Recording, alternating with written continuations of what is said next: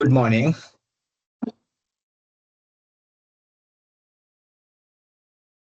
Okay, we will start the lesson. You can see my screen, no?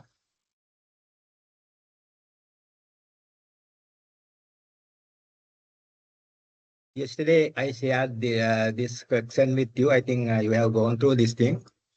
This question actually, this is a genuine question. Actually, I got one company. I just changed the name of the company. We change some may change some figures. Other than that, this is a real transaction of active company. Okay, I just changed the name and this thing. So this is a tea exporting company. You just go to this first. You have to just first read this question. Then Golden Tea Private Limited is a tea manufacturing and exporting company. Once you read that, you know that whatever company, good exporting company, now standard rate applicable, that is 30%. Initially, there was a lower rate. Now, for even good exporting company, same rate is applied. That rate is no issue. The company supplies more than 90% of the production to the export market.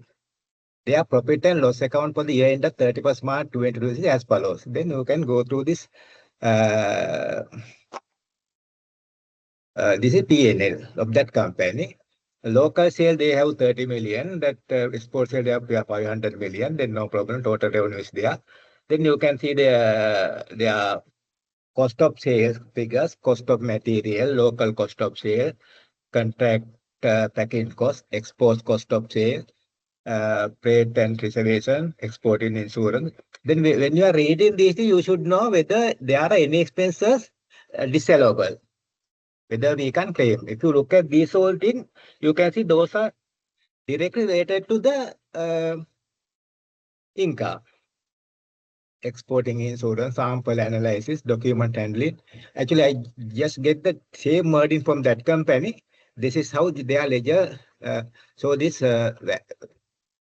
expenses.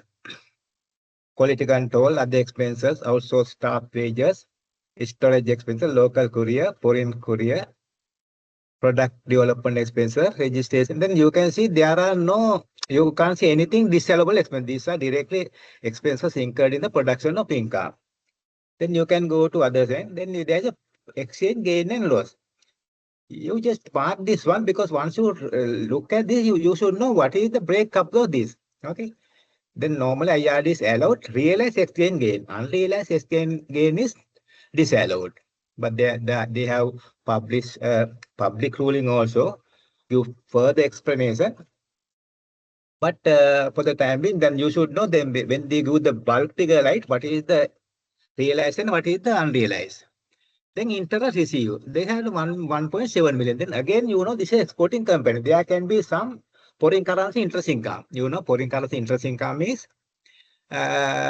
exempt from income tax. So you have to do adjustment for that. The exchange gain, you have to do adjustment.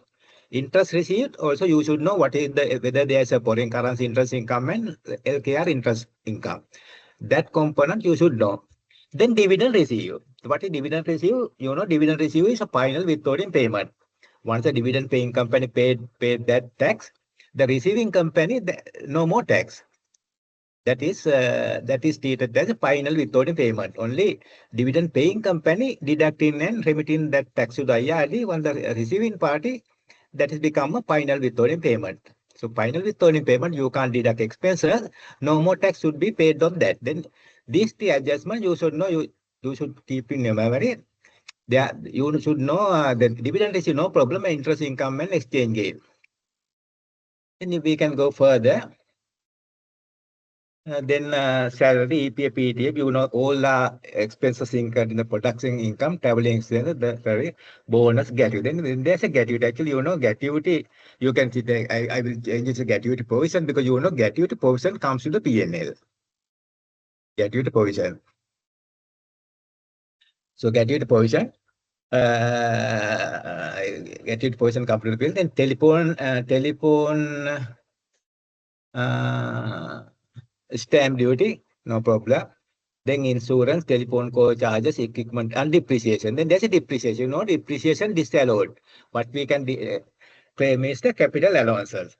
then you should mark this one. Then higher charges, fuel, vehicle maintenance registration, vehicle insurance, and vehicle, again, there's another vehicle depreciation. Then you should mark this one. This is also disallowed. Depreciation disallowed. We can claim capital allowances. Then rent, security, no problem. Electricity, water, stationery, running upkeep expenses of machinery, upkeep of building, maintenance, general. And again, there's a plant depreciation. You should mark this one also. This depreciation is also disallowed. But on the other side, you can claim capital allowances. Then again, there's a building depreciation. Furniture and fitting depreciation. You should mark this thing in the paper. Then this should be added back to your profit before tax when you are doing the tax computation. Then professional fee, then you have overdraft interest expenses. Then term loan deposit interest. Other bank charge the bank. Parking credit interest. Then total payment. So when you look at this finance expenses, you should know whether these all finance costs can be claimed. There's a restriction. You can go up to the maximum loan. Your share capital per reserve into 4. If you have taken more than that borrowing, part of interest is disallowed. Then you should keep in memory whether any adjustment should be needed to this interest cost, finance cost. Then you can go further and profit before tax. Okay, then profit before tax, no problem. Then we will go to the notes. The first note is given asset list of the company. They are given the description. Year of purchase is given. Cost of purchase is given. So they have given 2021 to May 2025. This is 25, 26. We have to calculate the taxable income, assessable income, and tax payable. Okay. Then first we go to 2020, 21. So then if you go to note further say, other than the computer purchase in 2005, 25, 26, amount of rupees 500,000, all of the assets have been used in the production of income in the respective year of assessment. So, the condition is you should acquire, you should use. If you have not used, for example, it says this computer, that computer they have not used in that particular year, 2025-26. Then what happens? You can claim capital allowance for that. The one condition not fulfilled. They have acquired but not used. All other assets, it says they have used. Okay. Then you can go to the. Can we claim capital allowance for 2021? Can you claim capital allowance for 2021? That's normally, just keep in memory that normally building, capital claim period is 20 years, otherwise 5%. All other assets 5 years. Within 5 years, you should claim capital allowances. If there's an intangible asset, computer software, if you know the lifetime. So, for example, if you know that this software can be used 10 years, you can claim within 10 years, but that is not applicable because that type of asset is not there. Intangible asset is not in this sum. So then we have to look whether this purchase asset purchase 2021 can we claim. Okay, if you look at 25, 20, this 21, 2021 budget, we have used it in the 2021, 21, 22, 22, 23, 23, 24, 24, 25. What happens by 24, 25? You have claim more capital allowances for all these assets. Okay. So you can't claim again capital allowance for this asset. So you can start capital allowance for 21, 22. This is the last year. So this 22, 23, this is the week you can go 2 more years. Okay. If vehicle purchase 22, you can go 3 more this year and 2 more years. 24, 25. Right? This you can go to 2 more this year and 2 years. Then 25 years you can. This is the new year, current year. You can claim this. No other than building within 5 years, building within 20 years. Then you should keep in memory. That this sum other than this except per 2021, all other can be used. But this computer also we can't claim because that computer they have not used in the production of income during that year of assessment. Other than the whole asset you can claim. Then we go to the the breakup. I told you we should know the breakup of the exchange loss. Then exchange breakup of the exchange loss is given here. Okay. Realized exchange loss there 5.2 million. So unrealized exchange loss is 1.1 million. So we know we have the breakup of this. And then unrealized exchange loss you can claim. And realized one you can claim. Unrealized one you can't claim. Then they have given the share capital and reserve because this is needed to know whether our finance cost can be claimed total. So this we should know, that this share capital reserve, that equity into 4 only you can go borrowing. If you can go more than that amount, that part of interest is disallowed. We can calculate and see that one. Then the breakup of interest. I told you this one. We should know how much is foreign currency, how much is LKR. But the foreign currency interest income is exempt from income tax. So local interest income you can claim. Okay. So one employee has resigned within the year of taxation and gratuity of 1.5 million has been paid. Gratuity provision, it is not allowed. But at the point of gratuity payment, that is a balance sheet adjustment. It is not, the gratuity payment doesn't come to the P&L, gratuity provision gratuity provision we are disallowed, but at the point of payment you can claim, then this gratuity payment we can claim, that gratuity provision in the P&L, it should be disallowed. The company has donated 1 million to the government. This is a qualified payment. If you have the difference between taxable income and the taxable income is a qualified payment. Qualifying payment is one is if you are given something there through charity, if you given money to a government, that is allowed to deduct from your taxable income. Okay. The average borrowing cost during the year is 12%. Then we know the finance cost. Then we know the average 12%. Then we can go to the loan capital, how much they have taken. Approximately we can see how much loan they have taken. Since you know the 12%, you know the interest. Once you divided by interest into 12%, you can go to the approximate value of borrowing. The company does not maintain term deposit in bank, and LKR interest income is from excess business income deposited in saving account.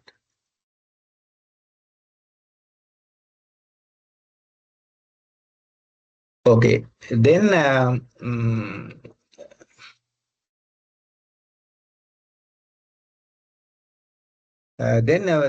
you are required to get total assessable income, total taxable income, tax payable, exempt income, final withholding payment. Okay, you have to.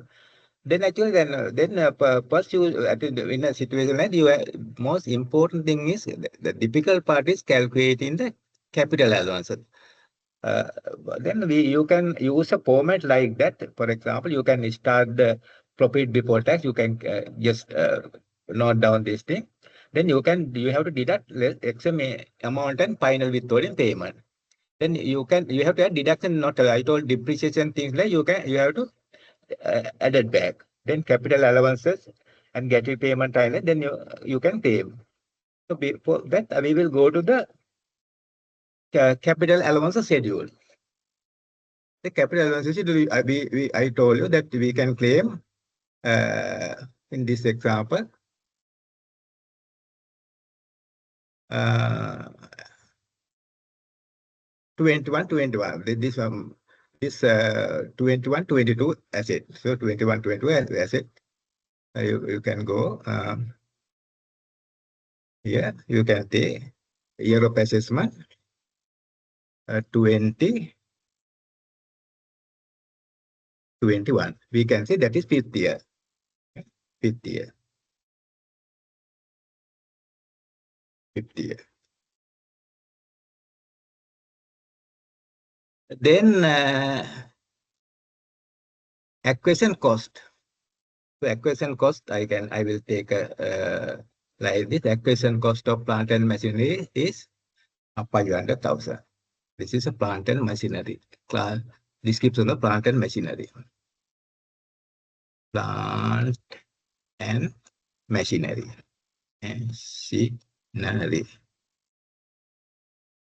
The plant of machinery, number of years allowable. Now we have claimed 4 years. Now 1 more years we can claim this one. Okay, 1 year.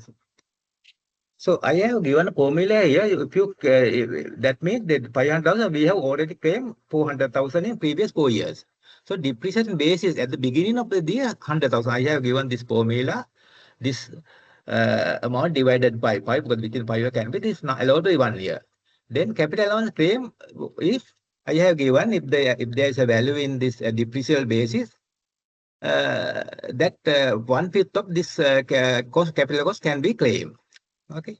You can see this is mean then depreciable basis asset 30% 20% zero. What is that is because within this year we have claiming full capital allowance for this plant and machinery.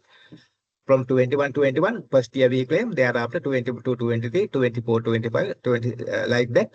Last 4 years we have claimed 80% of this asset. Now balance 20% we are claiming this year. That means next year you don't have depreciable basis because I am showing this to know this name. But for example, you can guess the 500,000 and take the 20% and say take 100,000. You don't want to give this type of breakup, but that for the better understanding, I am showing this uh, calculation. So we show we I think we so there are some more 3 more assets, so we can go to this one. Okay, I will take do කියලා පිටතන තව තිබුණා 3ක්. මෙතන තව තියෙනවා plant and machinery අපි බලමු එතන. එතන තියෙන office and equipment එකේ තියෙන building තියෙන copy.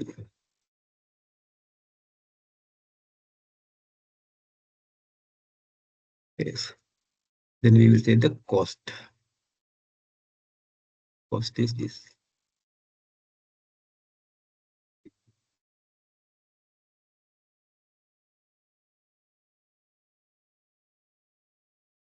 Then office equipment also 1 more years you can go because the maximum claimable period is 5 years. So this one also 1. Built-in, period is 20 years. 20 years. Now we have already made claim. So 4 years. Now 16 more years you can claim. You can see this one. See, once you claim 16 years, you actually this 20 capital allowance is 120 of this acquisition cost.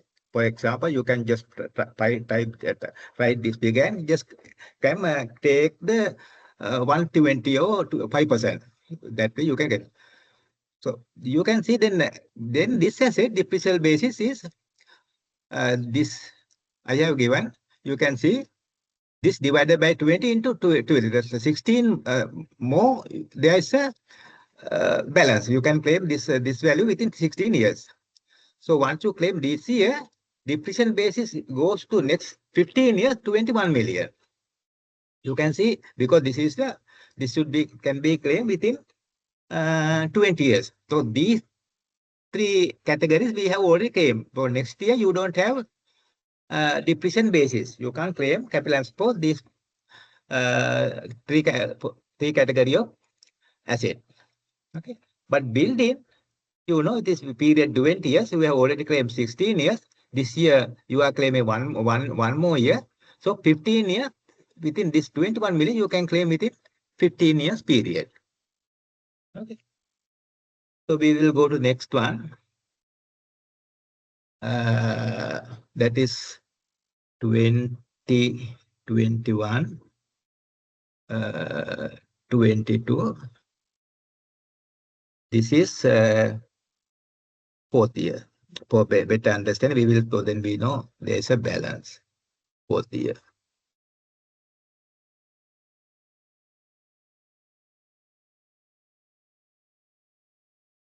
Then we can see how many metal that, for example, there are 1, 2, 3, 4, 5, 6.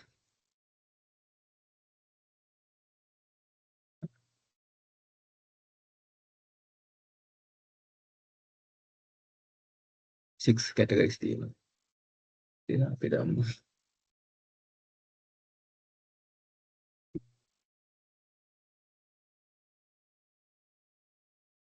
can do ke දාන්න පුළුවන්. Then we can type the category of this thing. So we this thing. So motor vehicle now for this is the fourth year. That means 2 more years you can claim. This one plant and mason again 5 years, then 2 more years you can go office equipment to furniture and fitting to a building. Now this building we can go 17 more years because we have already given 3 years. Computer again 2. Then we will get the values of that. Copy.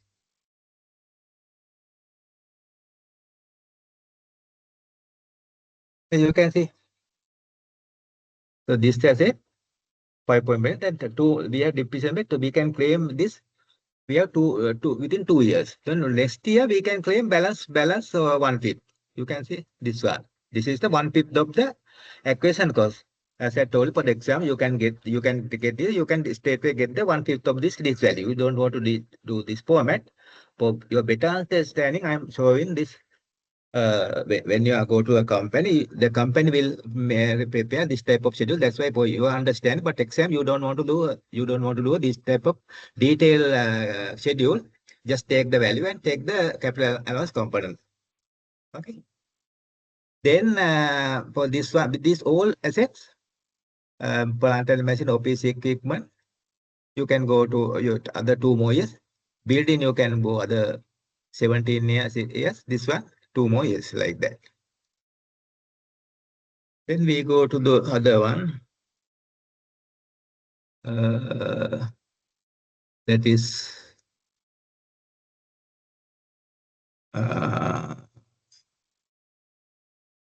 this guy, BC Decker, BC Tuna. That is third year.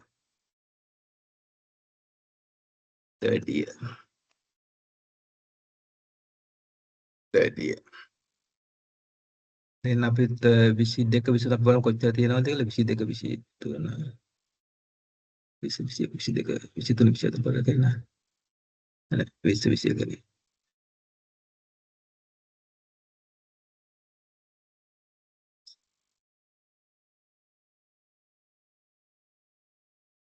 Sorry, this one should be not 20 21 I told that is we already again this is 21 22 22 and 22.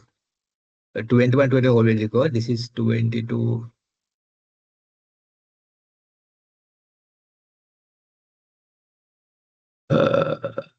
22 23. This is 23 24. This is 23 24.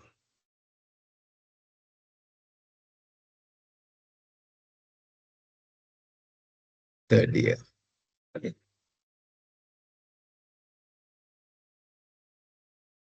Then we 23 24 we how many 23 24 we have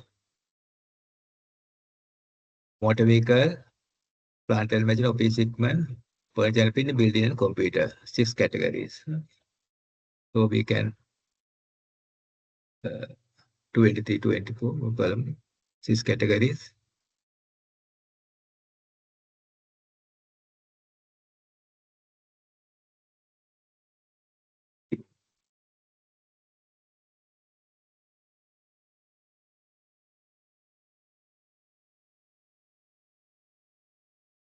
Cost of acquisition, I'm directly taking that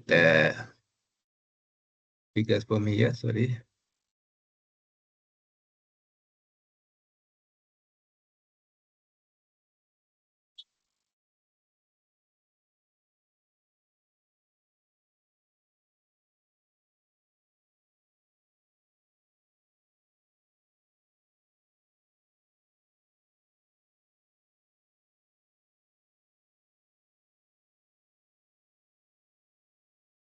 So we know this in number of years, this now for 20 to 30 years, we have 3 more years. Okay, 3 more years. So this plant and machinery also 3 more years. Office equipment also 3 more years. Furniture and fittings 3 more years. Building we have 18 years. 18 years. Computer also 3 years. So 23.12, same as you can go to the this one 23, 20, 24, 25, then fourth year, third year, second year. We are claiming the 24, 25 purchase asset. This is second year. 24, 25, 20, and 25, 26, we are again claiming. So this is second year. Okay. 24, 25, we can see how many 24, 25 there are. Again, 1, 2, 3, 4, 5. 5 asset තියෙනවා.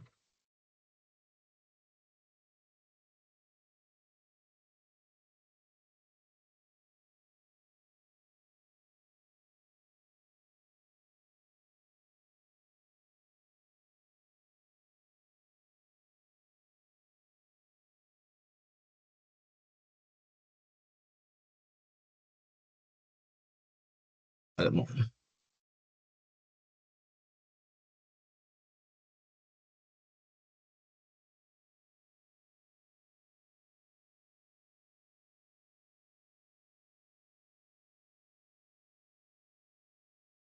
Now, you know, for plant and machinery, this second year. Second year. So, furniture and fitting second year. Computer second year. Building, now we are claiming 19. You can go 19. So, office equipment again. So, we can go to other 12 now 25, 26. 25, 26, we know that computer we have not claimed during the year. So we can claim capital allowance only for these 3 categories. Even though we have acquired computer, we have not used. The principle is acquired and used. Then we can say this is the current year, 2025. Sorry, 25, 26. First year. This is the current year purchase. First year.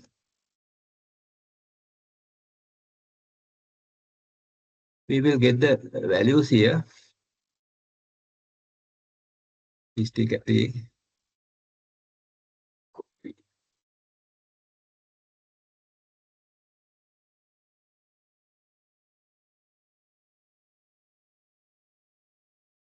values. And you know, furniture and fittings. Now 5 years we can go. This is the first year. So building also 20 years we can go. 20 years. This is the first year we are claiming. Office equipment also we can go 5 years. So now you have calculated difficult part. Okay, difficult part I told you. Calculation of capital allowance. So now we have done that part. Unnecessary one you can delete it.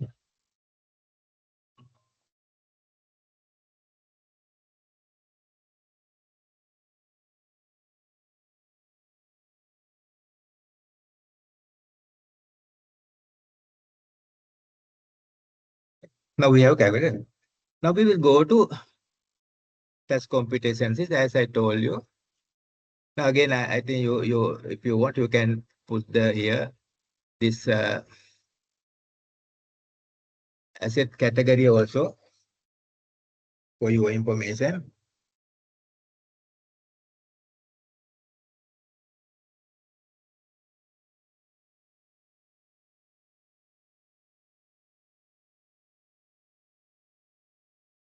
Normally, plant and machinery, there are five, six type of category. Plant and machinery under category two. That category two is there's a plant and machinery. Office equipment on the category three.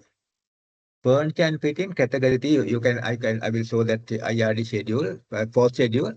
And the category four, they have building. They have put in the category four. As I told you, category four asset, you can capital payable period 20. That means 5% here. So again, motor vehicle that is in the category two.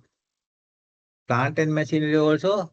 This is not required for your exam, but for your information purposes. Then office equipment category three, furniture and fitting category three. Then building in category four. Computer is in category one.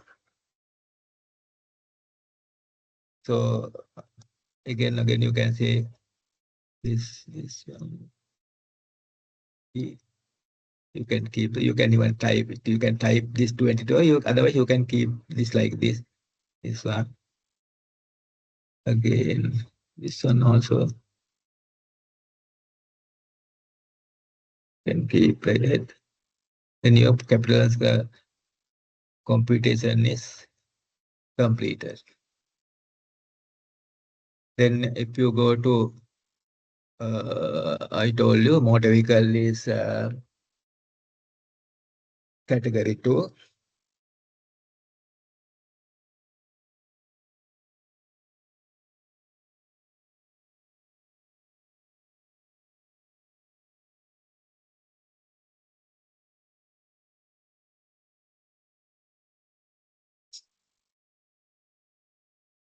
After machinery again category we have put there. The office equipment also in the category three.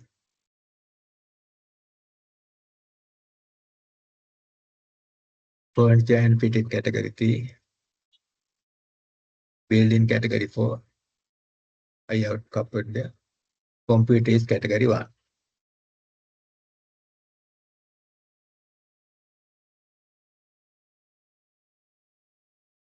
Then again you can put here plant and machinery category two.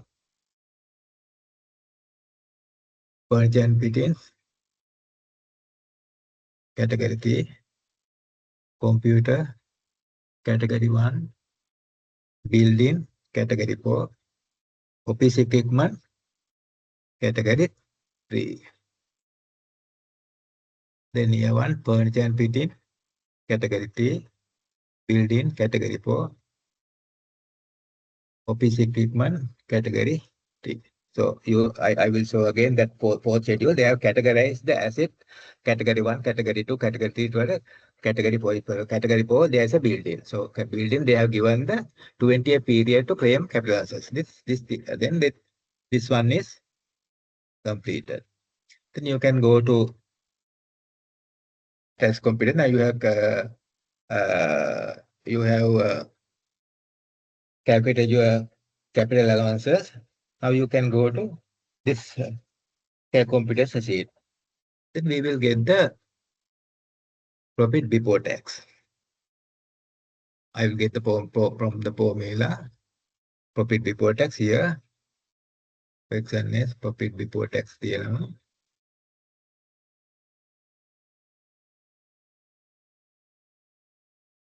25,506.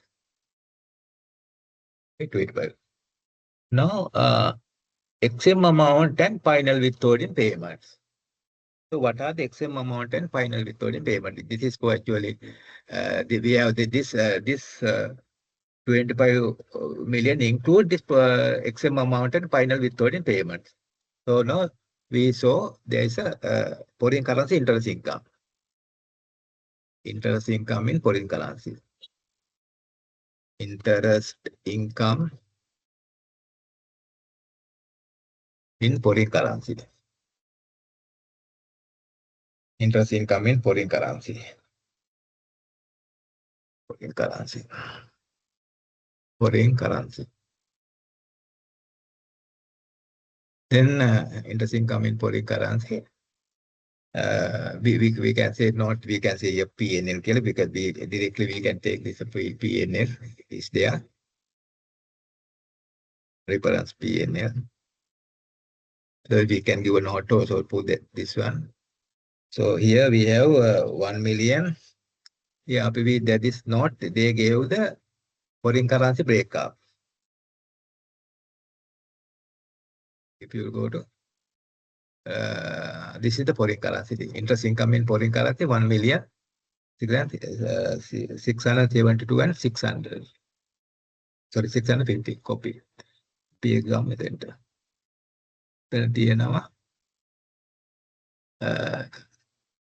Then we have dividend income. This is we can say this is XM. This is XM. This is dividend income. Dividend income is final withholding payment. Dividend income.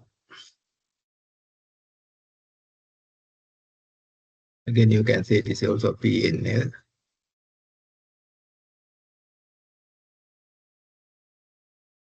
You can see here also you can see the P&L here for reference. Then dividend income we have 2 million.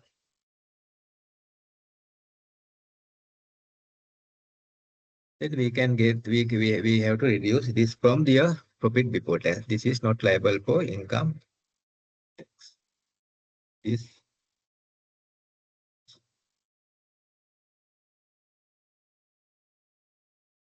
three million 762,650 should be deducted. Then deduction not allowed. I told you there's a accounting depreciation. Accounting depreciation. Accounting depreciation. Depreciation of profit, plant, and equipment. You can give another short term. Then accounting result, we can go to the again PNL here. PNL, reference PNL. You can go to the PNL and identify the depreciation figures in the PNL. This is the profit figure. Then if you go to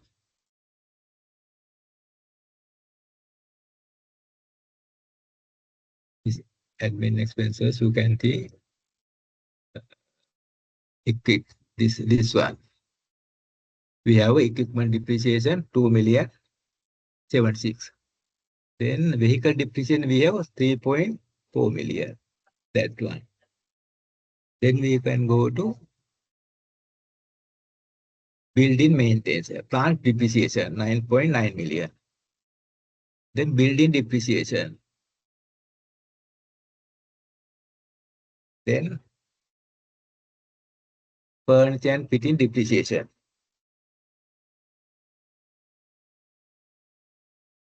I think that's one, isn't it?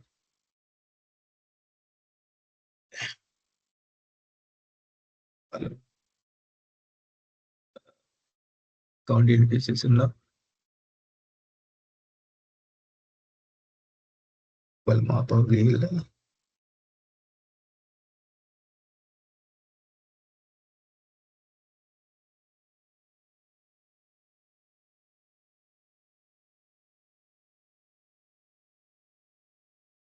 We can highlight this thing. So we will see. We have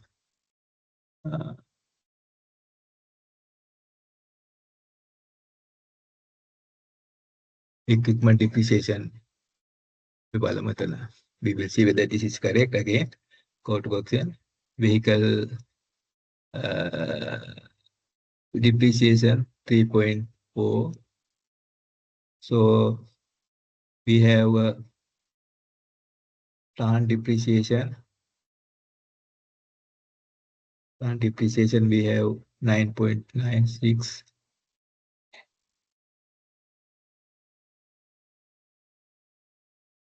Building depreciation this amount. Furniture and fitting depreciation this amount. Only that, ne?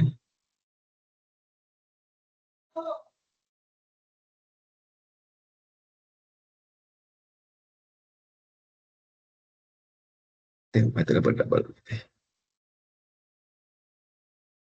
Again, whether this is correct.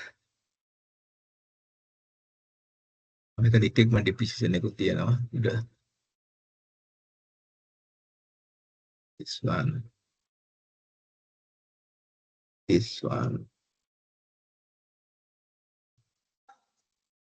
this one.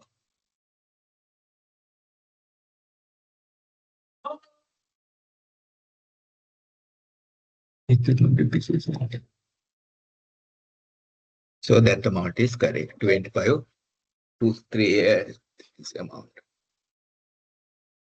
So we have to say what are the other discountable expenses. We saw gratuity there. No? Then gratuity provision we also should add back. Gratuity provision. So, again, you can say it is in the PNL. PNL gratuity provision. We can say I will take this from your balance sheet.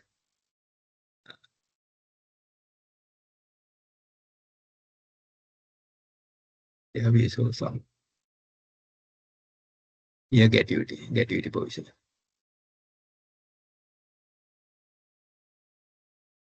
This one. Then I told you realized gain we can get, unrealized gain disallowed. So unrealized gain also we saw one figure, unrealized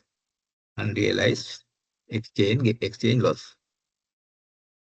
Since it's exchange loss, we have to add because this profit has come after deducting that one. So we have to add that one. Exchange loss because this loss has been deducted from this net profit before tax has come after deducting this unrealized exchange loss. So we deducting that amount. So that is in the note of the question unrealized. We can go to the note. The unrealized this one 1 million and the 32. So we saw only these are the deduction not allowed.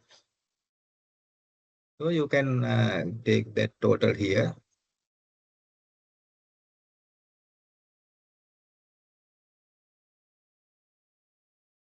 Here. This one. This one. This one.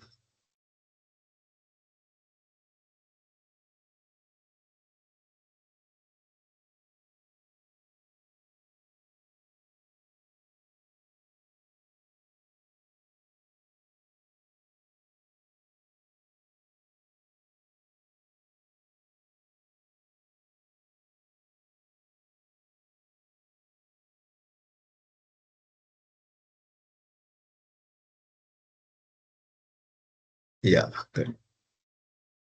Then deduction allowed. So deduction allowed. We are deducting. We are adding back accounting repeat, and we can claim the capital allowances. Capital allowances. Allowances. So you can give that working as note 1 or something like that. Note 1 here. You can give that working separate because this is not available in your PNL. We are doing this separately. So you can do is a note 1. And note 1 you can get the capital allowances figure here. Capital allowances we have how much? 39. So, okay. Then I told you we have paid, we are adding back gratuity provision. Then you can claim gratuity payment. Gratuity payment.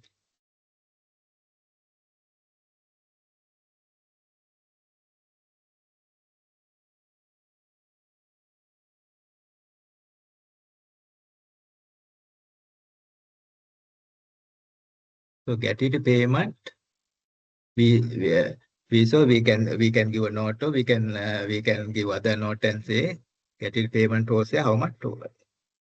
There is a division. Gratuity payment amount is 1.5 million. 1.5 million. This in this section, you go to the company has his and the note number one company has sent within the year of assessment. Gratuity 1.5 million has been paid to him. So that 1.5 million again you can claim.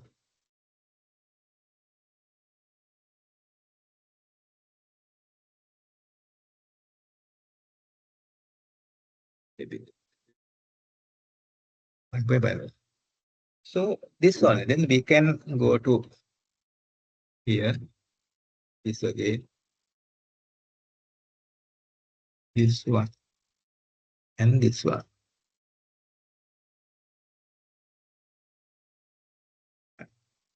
So that's it. Then you can come to your assessable income. You have to add all these.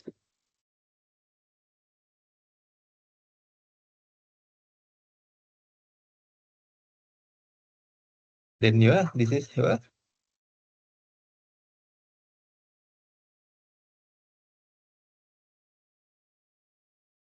sorry, this one should be added back. Like this one. This is added. Stay here.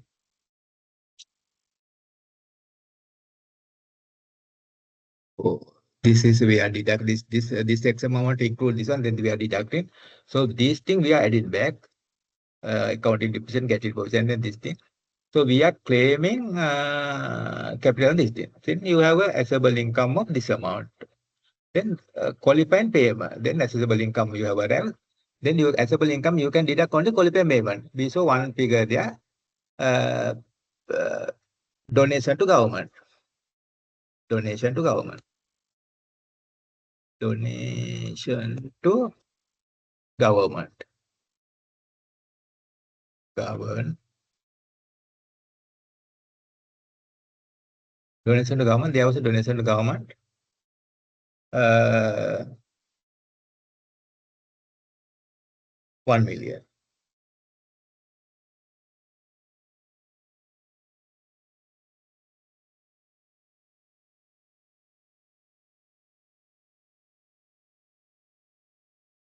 Then you come to your taxable income. Once you deduct from your assessable income qualifying payment, from taxable income, you can deduct only the qualifying payment. Then you come to taxable income.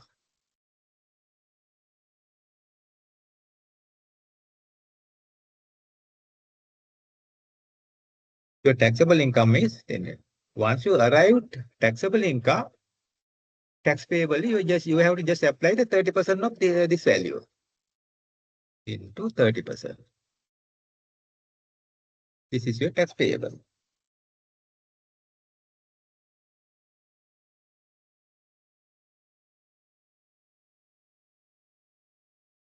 Okay.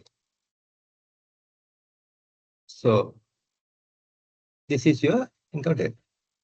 So we will go to this one, that section we will go, you go to. Then what we have with this, even though this is a big one, then we have calculated all these things, total assessable income. So total, what is the total assessable income? This is your total assessable income, 11,631,000. What is the taxable income? Taxable income is after qualifying payment, you have deducted 10 million. Then tax payable, 30% of that taxable income, 3.1 million.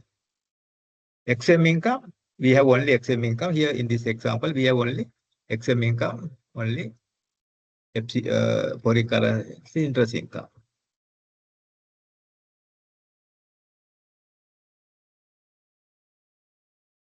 Foreign currency. Method we can say interest income in foreign currency. Interest income in foreign currency.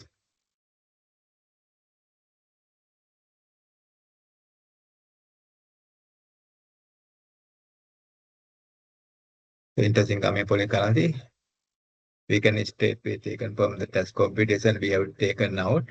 Foreign currency amount is here. Income in foreign currency. 1.6.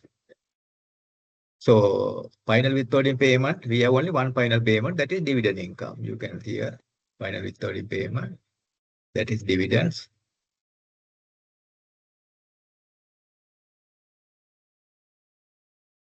Dividends we have about 2 million. Dividends we have 2 million. These are the answers for this question. So we will go to and see whether this actually we have claimed the total interest income. We will go to note and see whether we can claim the total finance cost also. We also should know that one also. No? So we have interest income. We can say our interest income is, we can go to section. Here we have interest income.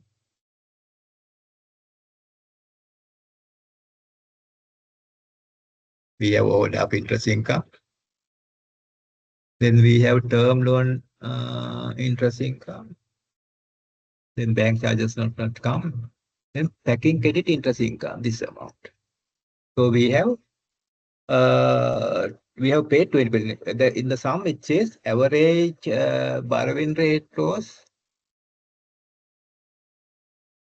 average borrowing rate at 12%. Then we can see how much they have taken at 12%. So that means basically they have borrowed 160 million during this year. That's why they have paid 20 million as an interest. So that way you can come to the capital of the loan, approximate value. That is enough. They are not 100% looking. They are see whether you are within the this limit. So we have to know share capital amount. We know share capital method දීලා තිබ්බා. Question එකේ share capital. Share capital like 32,879,000. Reserves we have 72 million. Then what happened is, then your total share capital and reserve is 105 million. You can go to loan up to 4 times of this. That is 420 up to you can go to 420 million. If you take loan up to this amount, that total interest you can take, but you have taken only 167 million. That means that just for this 120 million, if you take the 12%, you can go to even 50 million interest payment. I took, or if the this 20 million is to 460 million, we can calculate it, interest payable for 420 million. That up to 50 million, that's the maximum interest you can claim. But you have claimed only, you have paid only 20 million. That total 20 million interest income is allowed. Okay. That's why we, for the section 18 adjustment finance cost adjustment, you can go borrowing only up to 4 times of your equity. That is your share capital and reserve. If you are within that limit, you can claim total finance cost. So in this one, actually, this is as I told you, this is a difficult part. For this one, actually, for example, you can just if you can just do it.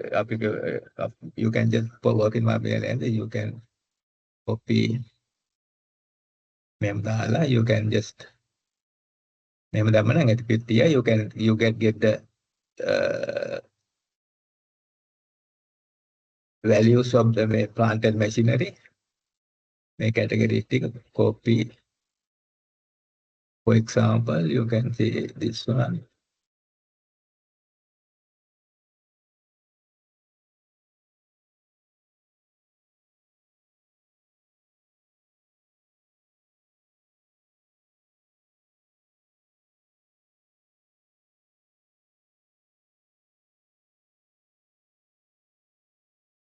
Then you can take values here.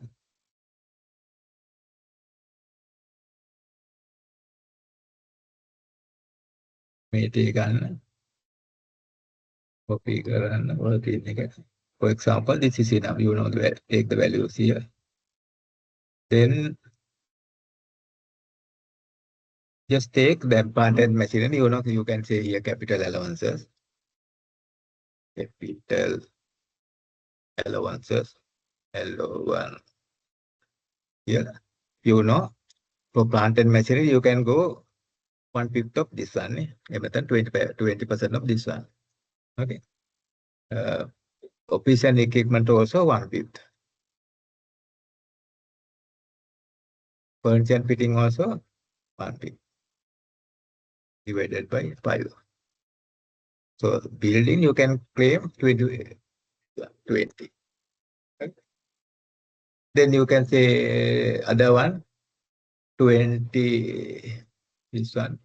This type of working is enough for the exam. You don't want to do this type. Then you can say this here. Name gonna pull up copy. Done. You can just put the name category sticker.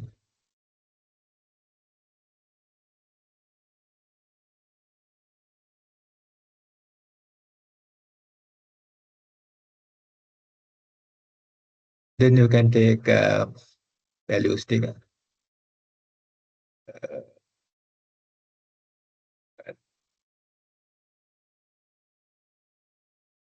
Here you are not getting the depreciation basis and this like that is actually you don't know. Then you know motor vehicle, you can claim 1/5. Plant and machinery 1/5. Office equipment again 1/5. There are two rates you just have to keep in mind. Bill furniture and fitting again 1/5. That was 20%. Building 120 divided by 20. Computer again 5 years.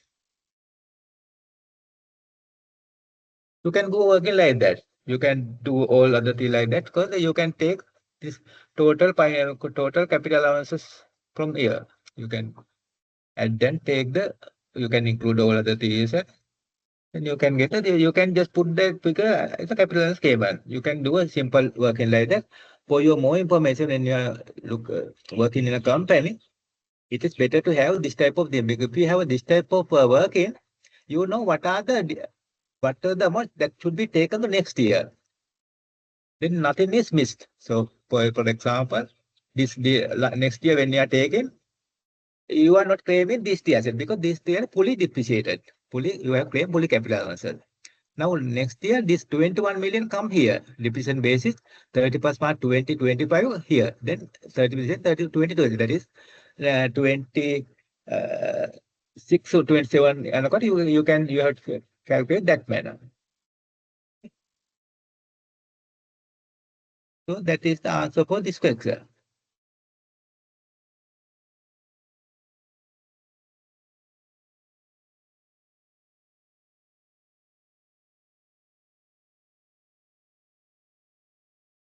Simple. That's it. This is still accepted now. IRD, there is a separate format to do the competition. We can actually now they have still not that is not mandatory. You can submit uh, test computation like that. Going forward, they will change that. So they will change. You have to. I will show you in the return. There is a schedule 8. Schedule 8. There's a different format. Still, this old format is the old format. What we are taking is you take net profit before tax, whatever you then we are taking out exam amounted final withholding payment. Those are not liable because this includes this amount we take out. Then this includes we have arrived this amount after deducting these expenses. Then we are adding back because depreciation this has come after deducting depreciation. Then we are adding back. The getting position also after this has come after deducting this one. So we are adding back these things. So then we are claiming capital allowances and getting payment. So then that's it. Then once you deduct those things, you come to the assessable income from business. Then again, I saw there's a small local interest income. I didn't take it as separate because this is local interest income, 70 million. It's in the sense Note 8 says the company does not maintain long-term deposit in bank and healthcare interest income is from business income deposit in saving. That means basically this is not this you can take as a business income. You don't want to take a separate source of income, and you can keep it in the business calculation sheet. If you want, you can take out this 70 million and calculate 30%. But the revenue side, they don't worry because whatever, even it is investment income or business income, applicable rate is 30%.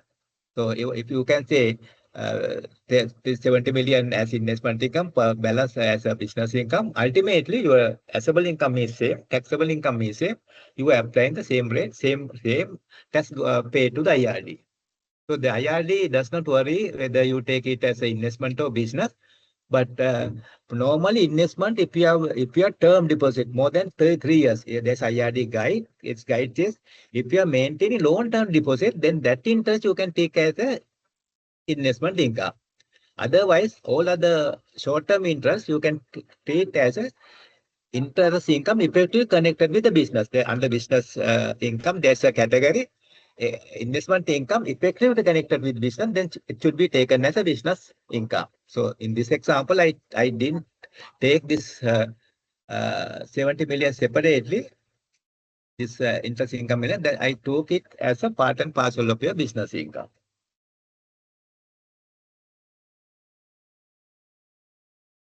So this is how, as I told you, difficult part is calculating this capital allowance. Once you arrive this capital allowances, others are not easy.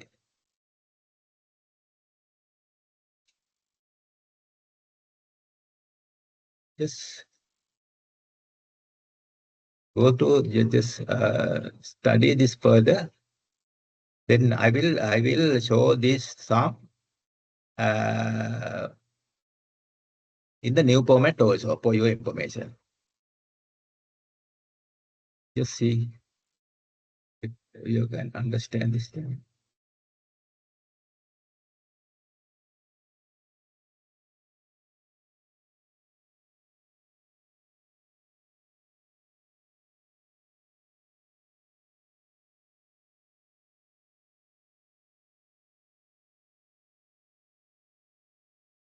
This is then in this sum, answers for everything is available. They are asking assessable income, taxable income, and tax payable, and they are asking exempt income and final withholding payment. All answer to question all are here. Even though there's a 3 pages question, you don't want to worry about all this. You have to understand what are the allowable example, what are the disallowable examples. You have to adjust. We are starting from the network reporting. We are adjusting only those categories. I teach you last year. We can from the expense income to the production income, capital allowance, and the section 12 to section 19. There are expenses you can claim. So for the dividend, here if you look at this depreciation, section 10 does not allow to deduct any provisions. Get it provision also same. If there's a provision, you have to add back. Section 10 says.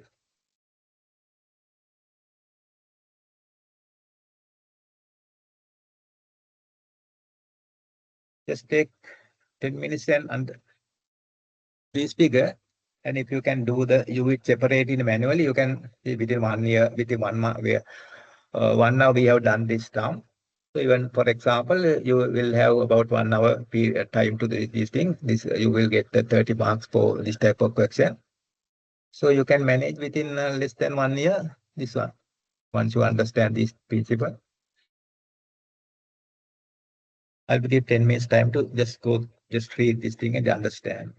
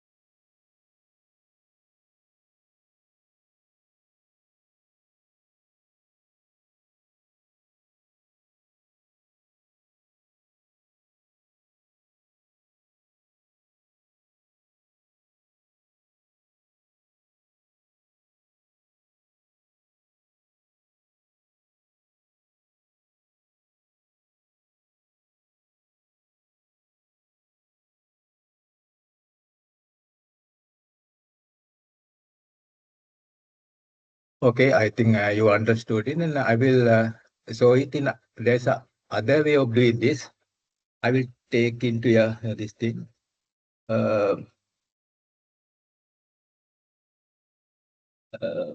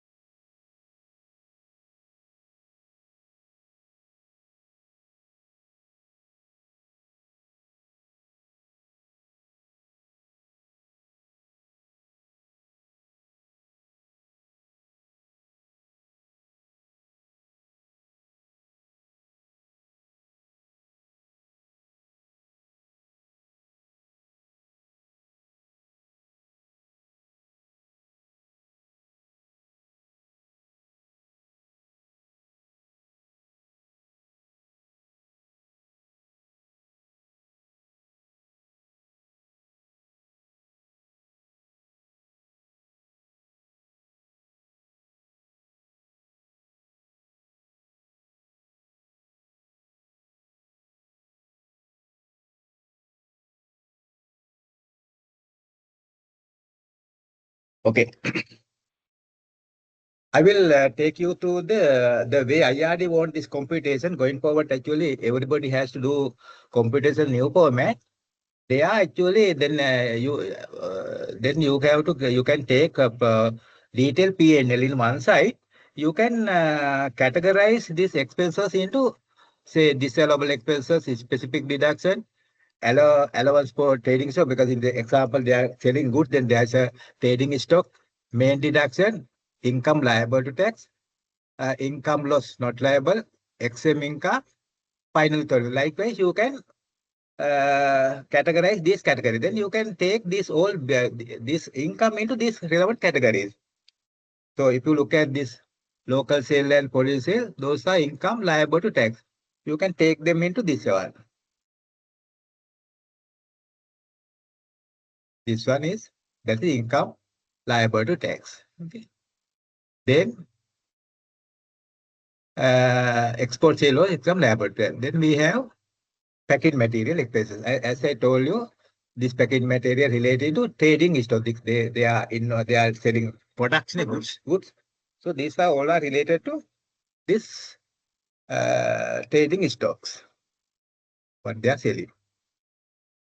So if you look at all these cost of sale, basically related to your local sale and export sale, all these things we can take it as a expense related to your trading stock. Okay. Then we go to this exchange gain loss. Then exchange gain loss, I told you only uh, only under specific deduction as a part of financial cost, you can deduct only realized part. Okay, realized part. So if you go, we realized part for in this 5,229,411. Okay. Then there's other part, uh, income not liable. This income not liable to tax. අපිට ගන්න පුළුවන්. The other part, income not liable to tax. Here, that is 1132. That is given in some fraction is this breakdown is there. This one. Okay. Then interest received also, we should know what are the XM, this there is a XM income. So XM income is, if you look at XM income, and the XM income we can take foreign currency interest income, explain from income. That amount was 1 million is 672,650. Okay. Then I told you this dividend income is a final withholding payment. We can take it here, 2 million. 2 million. Okay. Then we have marketing expenses, foreign travel expenses. No problem, we can claim. No restriction to claim this type of expenses. These expenses we can claim as a main deduction. 3.8 million. This we have main deduction. Under main deduction, we can claim these expenses. Marketing expenses. Then we have 4.1 million also we can claim. That is the expenses incurred in the production income. No restriction to claim this expenses. Then we have salary, no problem. Salary you can deduct. That's a expenses incurred in the production, the main deduction. Then we have EPF, PTF, no problem. Okay. Then we have ETF, we can claim. Traveling expenses, ETF. Then other salary benefit, that means other salary benefit also. Expenses incurred in the production of income, you can deduct one. Then bonus they have paid. Bonus can be deducted. Then gratuity, but there's a gratuity. I told you gratuity position you can claim. That is disallowable expenses. So in the first category we have this as a disallowable expenses.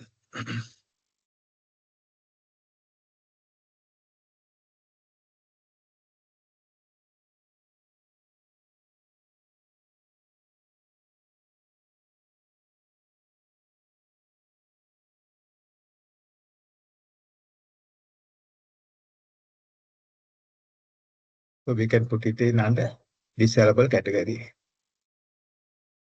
Gratuity position. You can't claim. Then stamp duty, no problem.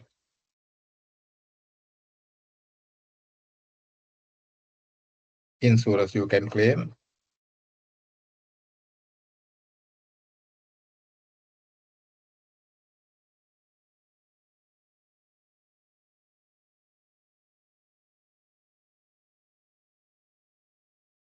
Then telephone charges, expense incurred in production income, no restriction to claim.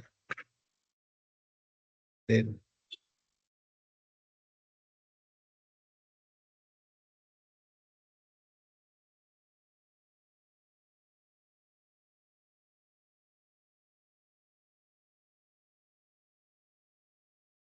equipment depreciation. This is disallowable expenses. You can't claim this one.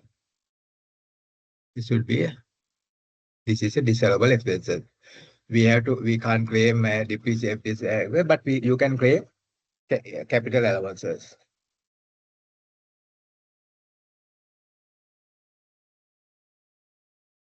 Higher charges you can claim.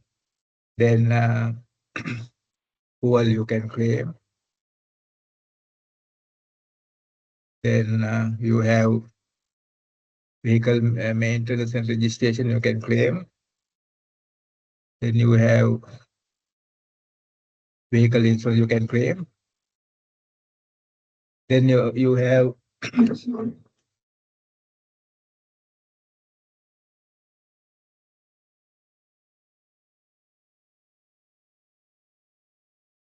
vehicle depreciation you can't claim.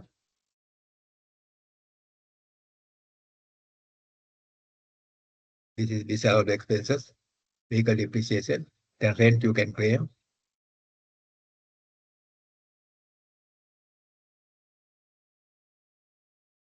Likewise, you have to identify what are the expenses allowable and disallowable expenses.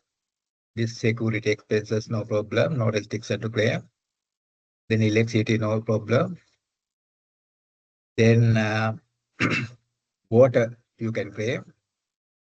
Expenses incurred in production of income. Stationery, you can claim.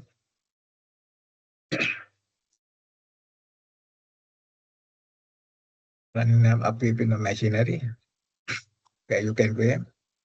Then upkeep in building. So maintenance expenses. Then plant depreciation. You cannot claim. Then building depreciation, you can't claim. So furniture and fitting depreciation, you can't claim. Office expenses, that is expenses incurred in the production of income. Then staff welfare can claim.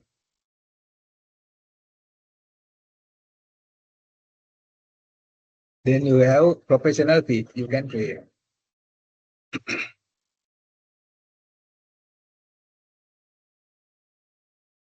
Then you have order of expense. As I told you, order of expenses is a section 12, that is a specific deduction.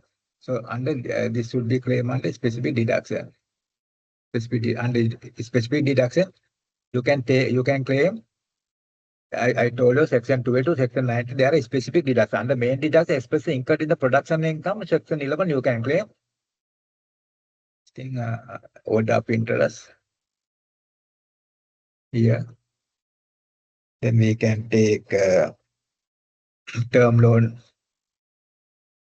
interest.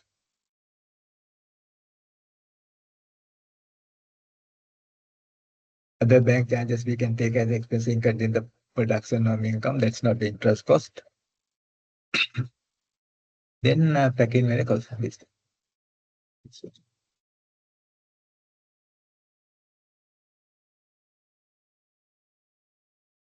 Now you have separated your detailed P&L into these categories. Okay.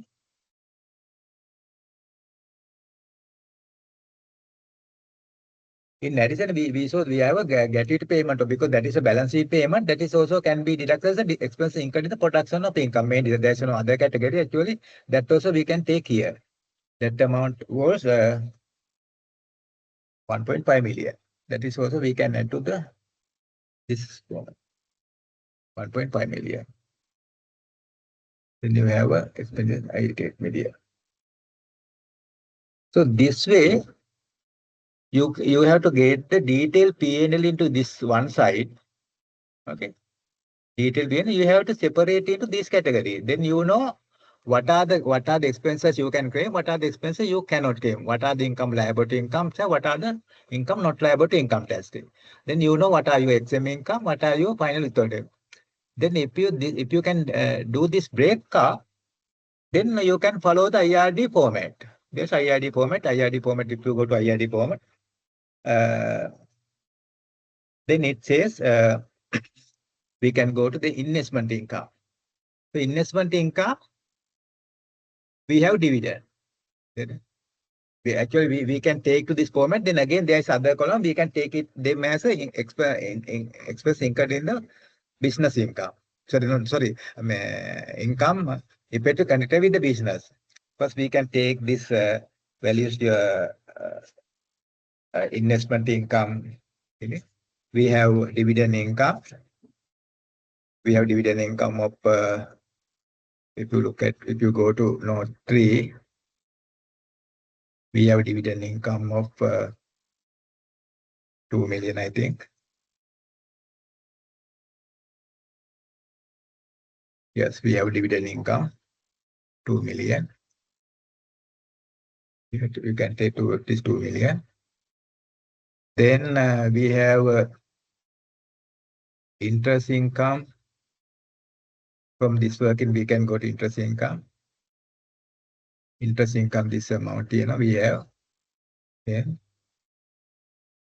So if you look at the investment side, you have only those two categories.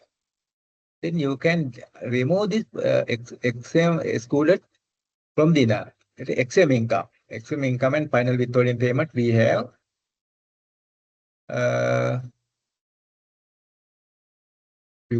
we have this much of exempt out of interest income, 1.6 million is exempt income. You can even take from this total. This plus, then we have a final withholding payment 2 million. These two.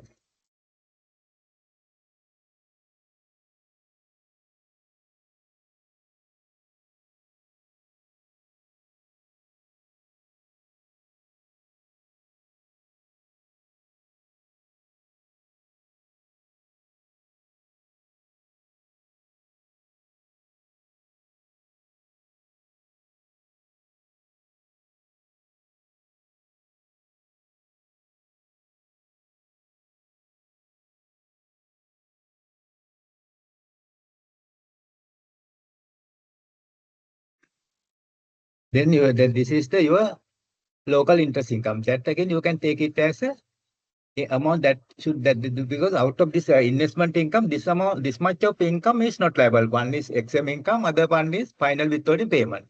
Only this amount is local interest income. In your example also, that breakup is your local exam. If you go to note number 4, the breakup interest income is as follows. Interest income in foreign currency 1,672,650. Interest income from in LKR 70,446. So this amount you can take it as a amount that should be incurred in the calculated business income. 70,000 70,446. Actually, this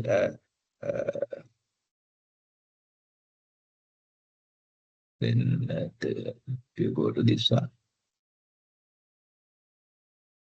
then what will happen is, then you don't have මේකත් එක්ක ගන්න පුළුවන් මෙතෙන්ට.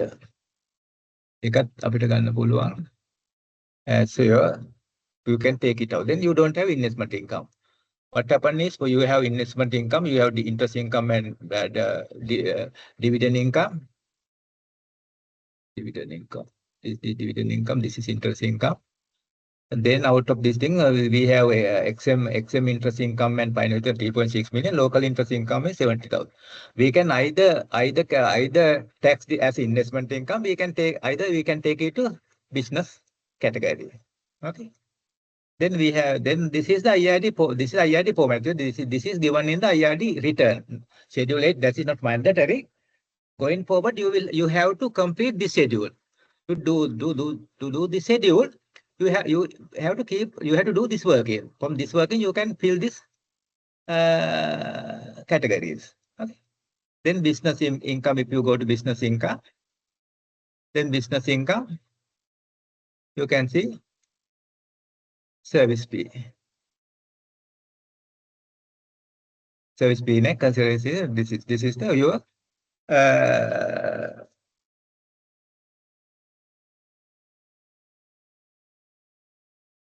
consideration in respect of trading stock. That is your main income. Then again you can take here that effectively connected with the business. This 70,000 also you can take here. This 70,000. Then you can deduct X sum amount and so here now what we are doing here is now we are taking from in this working what we are doing is we don't want to add back these disallowable expenses and XM income because now we are taking here only liable category. So this is our trading stock. This one. Your trading stock. This is that. We are categorizing amount that should be taken into account and amount that should not be taken into account. We are not starting net profit before tax. Okay. So from this amount, we are deducting only what you can deduct. So, 7,000. So then we have main deduction. So main deduction, if you go to main deduction, we have 88 million here. On category, we have this 88 million main deduction. Okay. Then if you have other category, allowance is trading stock. Allowance for trading stock, we have here 377. This is your revenue. This is your cost. 377. Then, I told you can deduct interest expenses as a separate. These are the section I teach you. From these are the main deduction section 11. These are the specific deduct. Under these each category, you can take this amount. Okay, we have under interest expenses, we have this much of interest expenses that including that bank charges we can take here. So then trading store this amount. Then capital allowances. Then capital allowances we have done separate schedule. We can complete this capital allowance schedule. So we can calculate take this if you this is the same format. I can do this with you. So we will do this in calculation. We know this depreciable here. We have in this example plant and machinery. We have 500,000.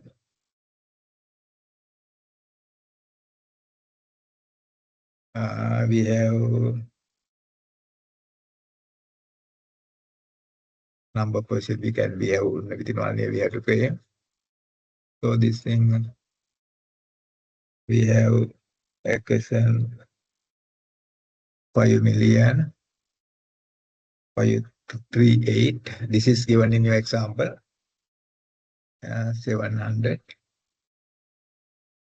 So we have furniture and fitting 1,431,000. We have a building 28, 852, 300. So we know here number of page we can have. We have only 1 year because this is the 5th year. Here again we have 1 year. For building we have 16 years more because we can claim it. That the same one I have done in your past working. Okay. This way we can calculate the capital. So here I have given a formula. Formula is that you divided this from 5. This 5 years multiply by 1. Number of years allowed this. Then you know depreciation basis. Then that depreciation you can, once you claim that depreciation within the year, you don't have balance. So from this year, as I told you, this asset you are fully depreciated, fully claimed for capital. So this is also same. Okay. For this format, you can do this working. We will do this one also, motor vehicle. Acquisition cost taker.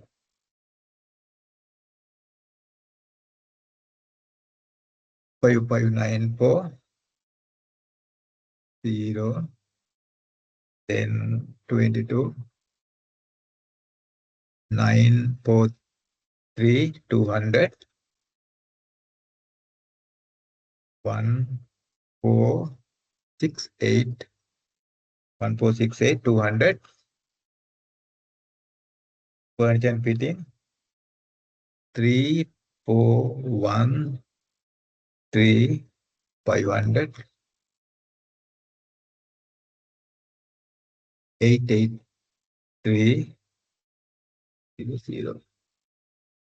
So motor vehicle here we have 2 years. Plant and machinery we have 2 more years to claim. Equipment also we have 2 years. Furniture and fitting also we have 2. Building we have 17 years more to claim. Computer also we have 2 years. So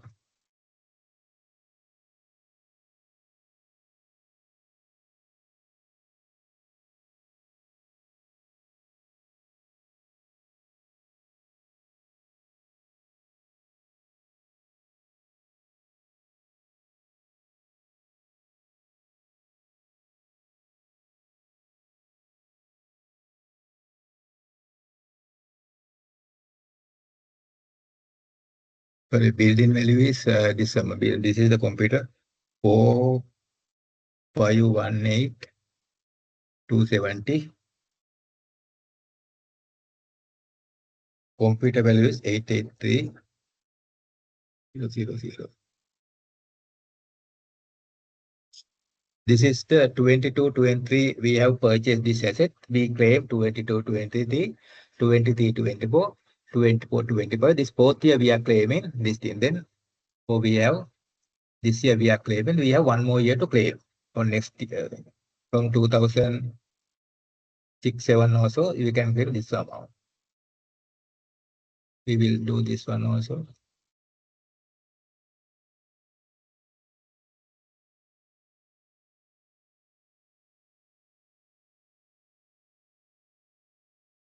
Motor vehicle we have this year at 3,252,000.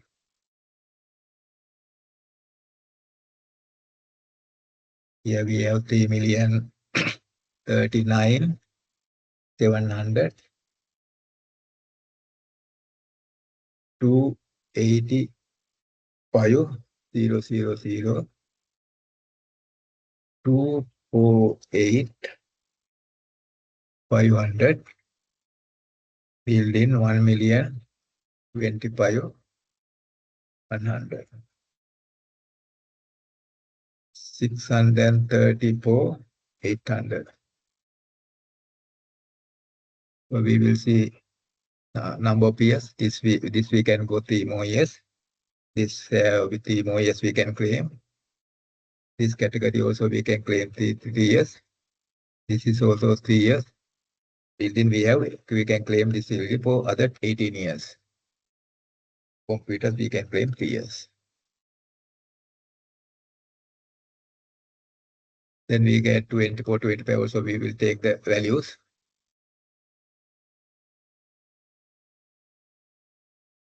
$152,491, 900, 264, 350, 292, 270, 1, 5, 82, 650, 1, 3, 500. So this asset, we can go 4 more years. This asset, we can also go 4 more years. This is last year purchase. This is also 4 more years we have. We have 19 more years. We have claim only 1 year. So this again, we can claim within other 4-year tax period. So you are getting capital. So this amount you can, this is the depreciation payable next year. So we have 1 more year.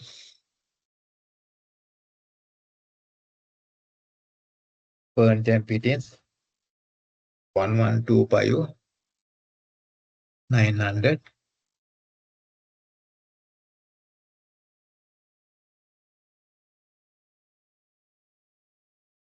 13 037 070 15 50 640. Then this is the current year one. Burn time fitting. We have 5-year period. Other 20% of this asset can be claimed. Building also we have 20 more years. This is this year, first year. Office equipment also we have 5 years. So we are claiming 1/5 of this year. But this is the 4 times of this one. So this is a 1/5. This is the 4/5. So balance we have 4 more years to claim this one. Like if you do this type of schedule, nothing is missed. You can manage your asset and liability claim. Otherwise, if you, for example, you can do that way. But when you are doing a company, you should have proper schedule like that. Then we can go to business income category. We know that capital allowances. We can take here 39 deduction.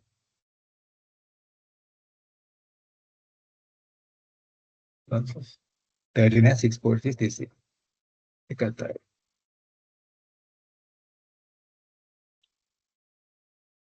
This only. So once you this is the format, IRD format. Now you have calculated your business income. This thing.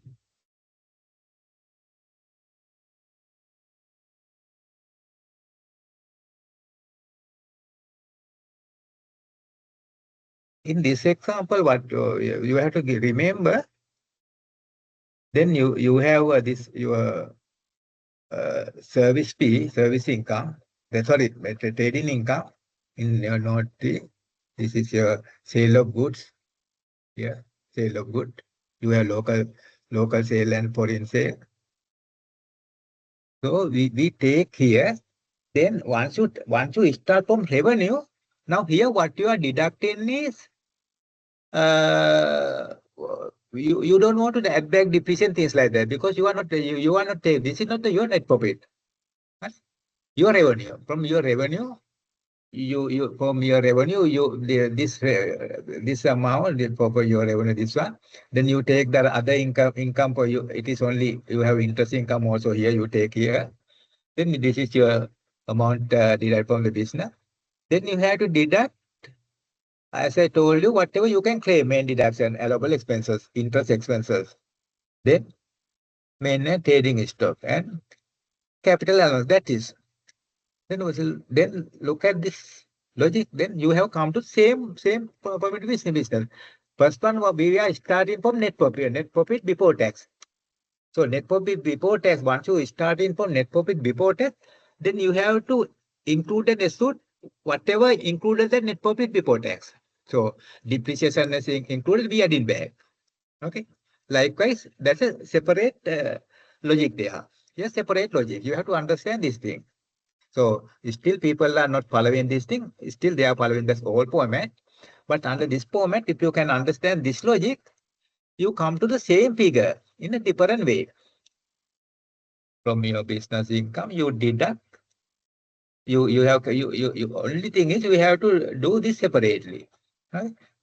So you from this one, you know you allow your income liable to tax, you deduct main deduction, trading stock, then specific direct expenses disallowed, because we are not because this does not include this expenses disallowed. Ne? So this amount does not include these figures. So that's why we are not taking here this disallowed expenses because not here. That logic you can I will send this to you. You go to this thing, then you will understand.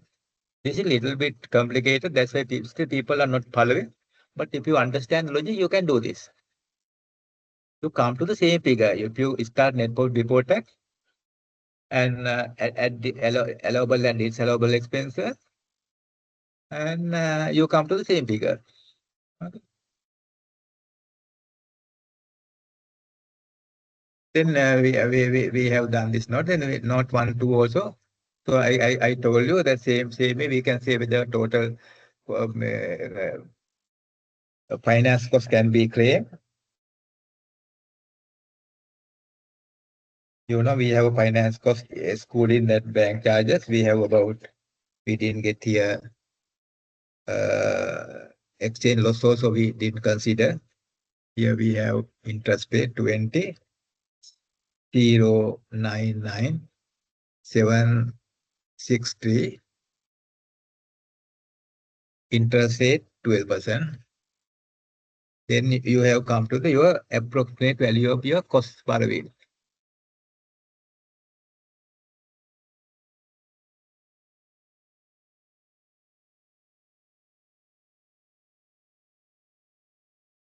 This one. Then we should know the share capital element that is given in the correction. Share capital we have 32,879,194. Then we have reserves 72,312,237. Total 105,194,31. Then we know maximum amount load taken, your equity into 4. So actually you have taken less than this amount. You have taken only 167,000. For 167,000 you have paid 20 million interest. For total 20 million you can claim. You can claim up to 50 million interest cost you can claim, but you have claimed 20 million. Therefore, you can there is no disallowed amount. You better to keep a separate schedule for this one also. You have a realized and realized we have realized exchange of 5 million 229 5,229,411.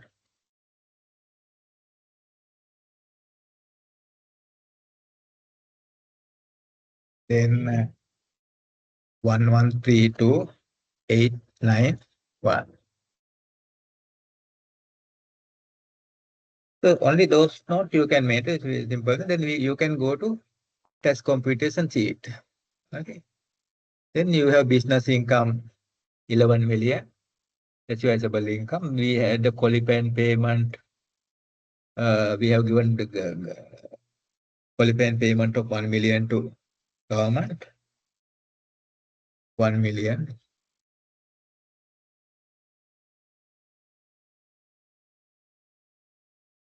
This is your taxable income. Then if your taxable income 30% is 3189, same figure. You have whatever is different way, same figures.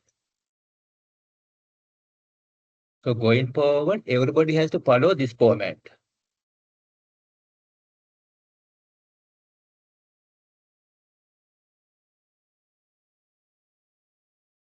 We also in the top of the return, they are asking the exempt income and you have just to declare those things. You can keep that. You can keep it here also.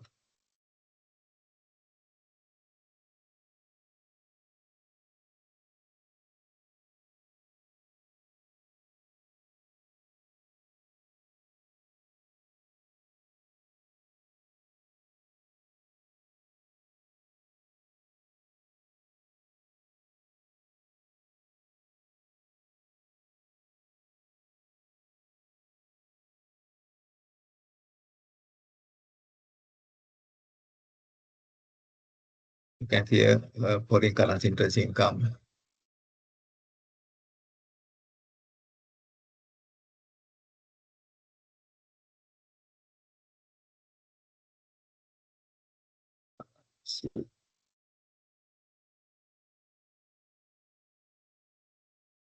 Income.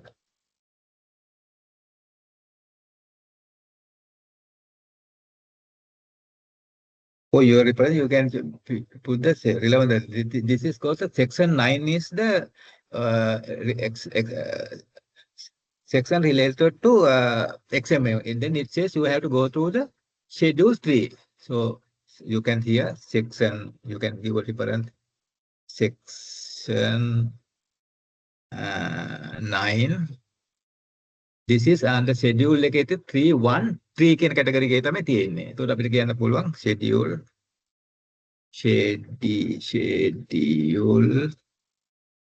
3. Okay, 3I. I will show this thing. Let's see. Item number 3. Item number 3. This is the third schedule of the inland reactor. In under this cage, this is that it is foreign currency interest income exception here. So that amount is 1,672. This is not liable to account. Just to declare, you have to declare this amount in your return. So then you have dividend income, final withholding payment, another final WHT payment කියලා payment. Can say dividend EV. So that is XM under section 9, section 9 and section 88. Section 88. Section 88 of the inland. 88. 88 එක තමයි තියෙන්නේ. XM final withholding payment. Accordingly, that amount is not liable. You can say 2 million here, 2 million. That is for just to declare in your return. You have XM income so much, final return. So this should be declared in the return. That is not applicable to your calculation. Calculation, your business income, this amount, then taxable income from business, then qualifying payment, then taxable income. This way.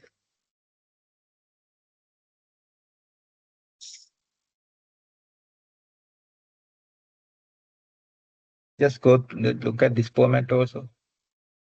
You don't want to follow this in the exam, but for your information, go in. This is the way IRD expecting in the future to do the tax computation.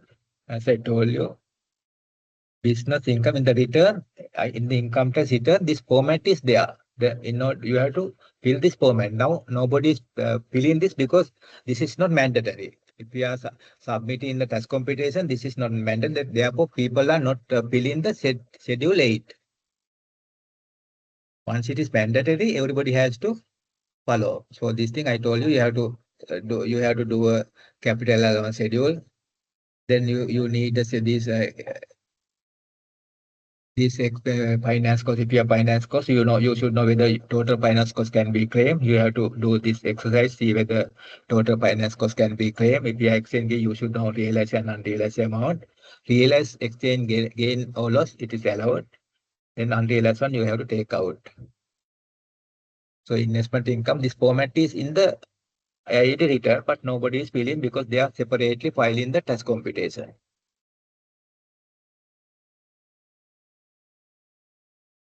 No, this is I told you the most important sheet.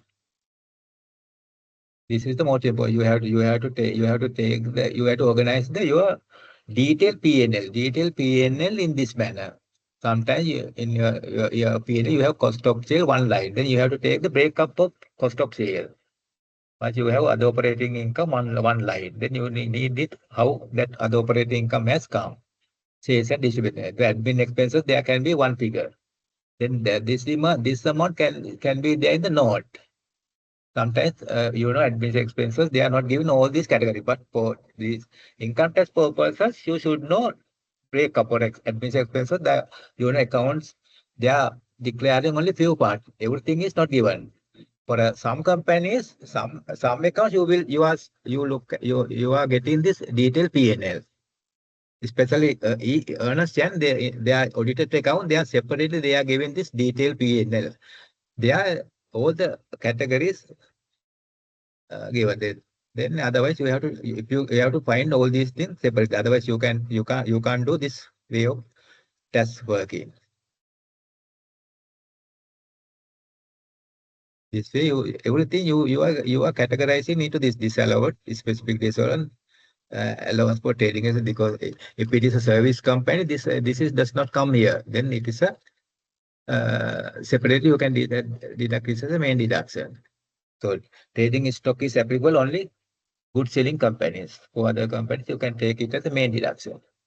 The income liability tax, income not liability tax, exempt income, finally 30% income. Because I told this exempt income not liable because this unrealized exchange loss is not given in the exempt schedule. No, it is not a final withholding payment. It's unrealized. You can't. That's why we took a other one income not liable here because these two are not liable. But there are section to get these things. But for this one, practically the IRD for unrealized one they are not giving. So in order to categorize that type of thing, I have put income loss not liable here. There I have taken only this exchange, unrealized exchange loss. The exchange income I take separately. Final withholding payment I have taken separately.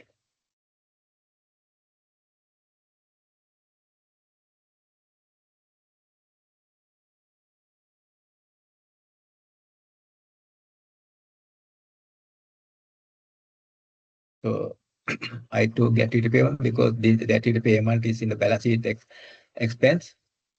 So it is not available in the P&L. P&L you have provision we have added back. So therefore we have separately taken here gratuity payment also as a main deduction. Expenses incurred in the production of income paid to employee. As I told, once you do these things, from this you can take information related to this investment income and business income for this format.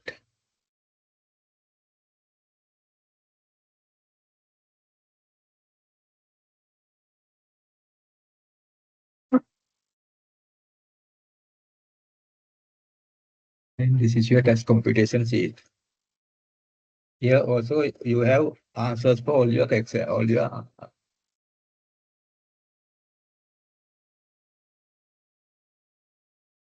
if you do the test computation even this manner, you have total taxable income asking. This total taxable income is here. They are asking total taxable income. Tax payable also here. Then exempt income, it is here. This is exempt income. This is the final withholding payments. Answer to all your questions are in this sheet. To prepare this thing, you have to do this working. As I told you, most important sheet is a calculation of the capital allowances.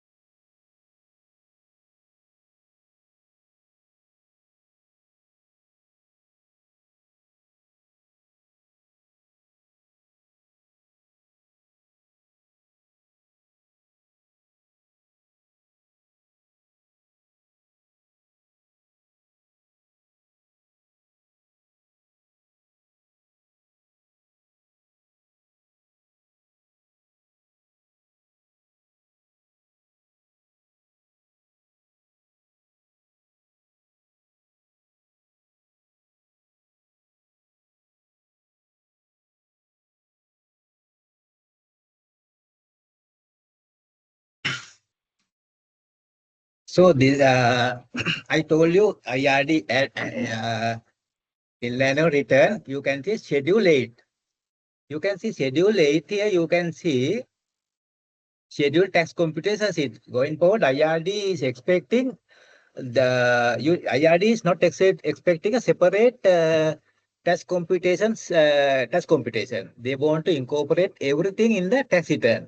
You look at this schedule 8 computation. If the tax computation is submitted, schedule 8 is not mandatory. Okay. That is why people are not filling this one. They are doing in the tax computation the old format and submitting. In the IRD return, part B, there are two schedules, part A and part B. Part B is your tax computation. So you have to give, for example, this is your computation of your business income. These are the section, section 6 is the business income related to section 6. Section 2 is service fee. All that in the act, all the categories are taken here. So you have to complete this schedule.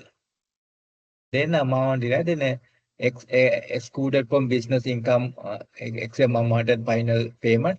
If it is in the, for example, if service fee, if this you take the exempt income, you can take out. In my example, for I didn't take that exempt income for that trading stock. That's why I didn't take. If you take service income, including exempt income, from that from this line, you can take it out. If you take the service fee without exempt income, then you don't want to get again that way. Final withholding payment. You take this is same section 6 decide. So allowable for trading is to repairs and improve like that. This you have to fill this thing. Then investment income I told you like same way. Dividend interest discount and you have to put that figure.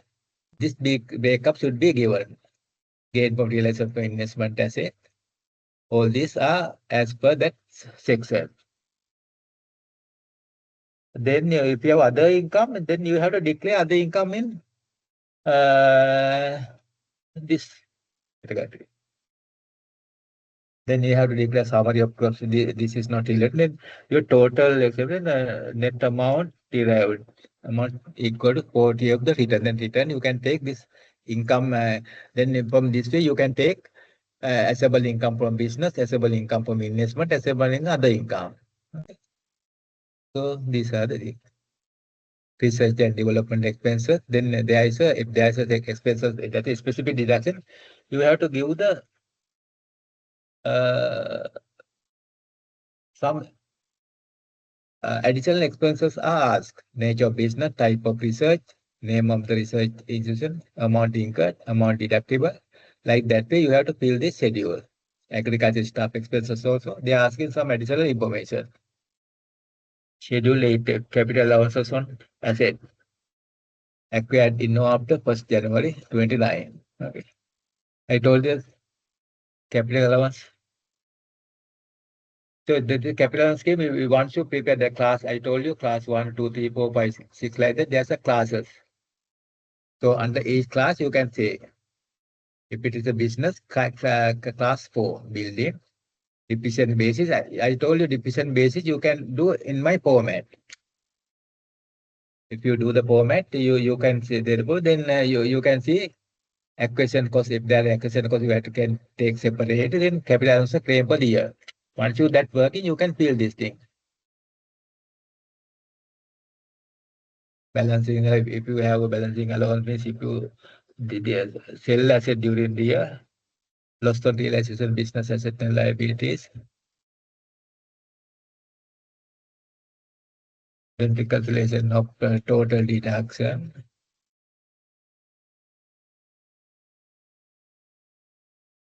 Schedule and financial info. These are basically not relevant to the tax computer, just for declaration form. They are asking gross profit. As I told you, once you have a detailed P&L, you can fill all these things. All are available in the financial statement. Suffice in detail like that.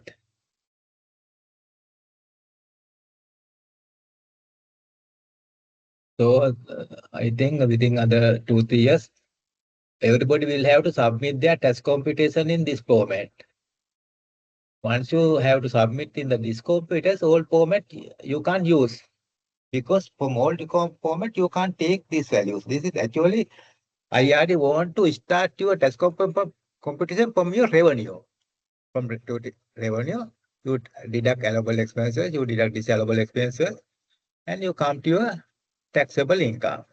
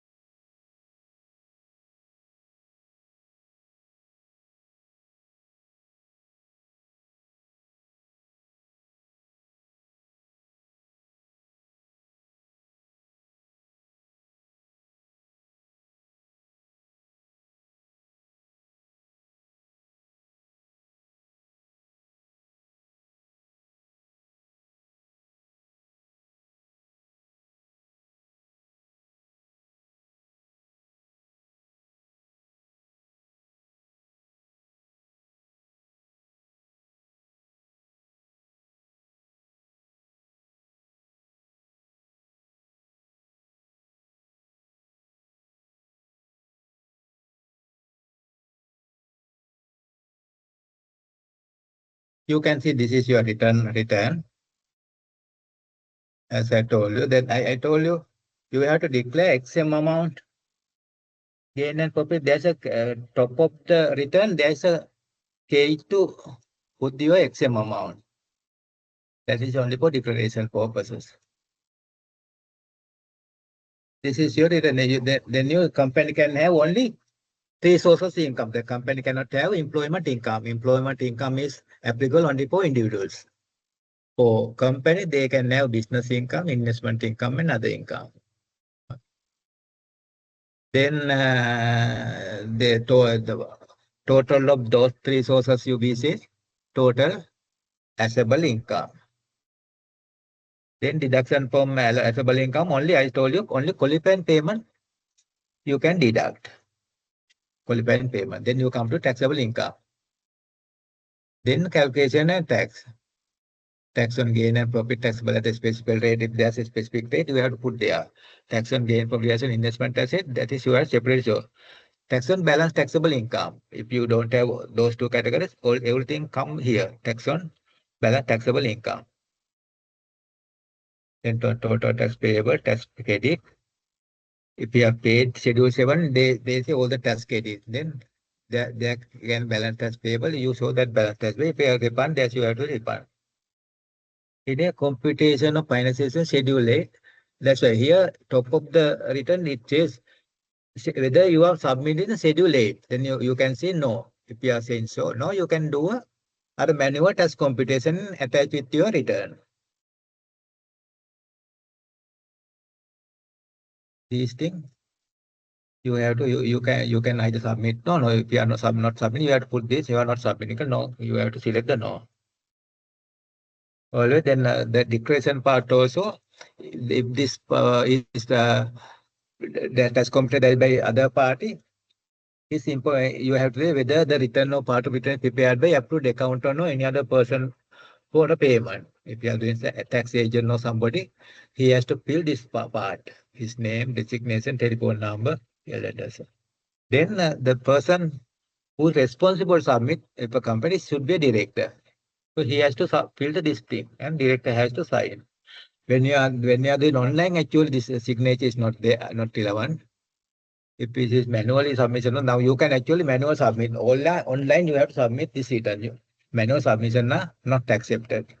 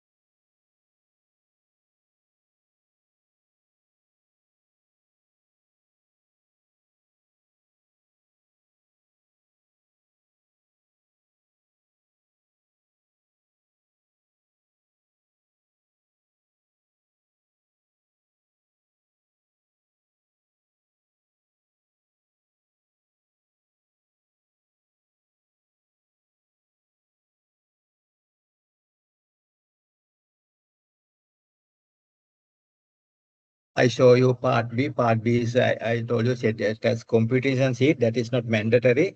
If you are preparing, if you are submitting the manual test computation, you don't want to submit. But part A you have to submit with your return. Part A is the I show you return.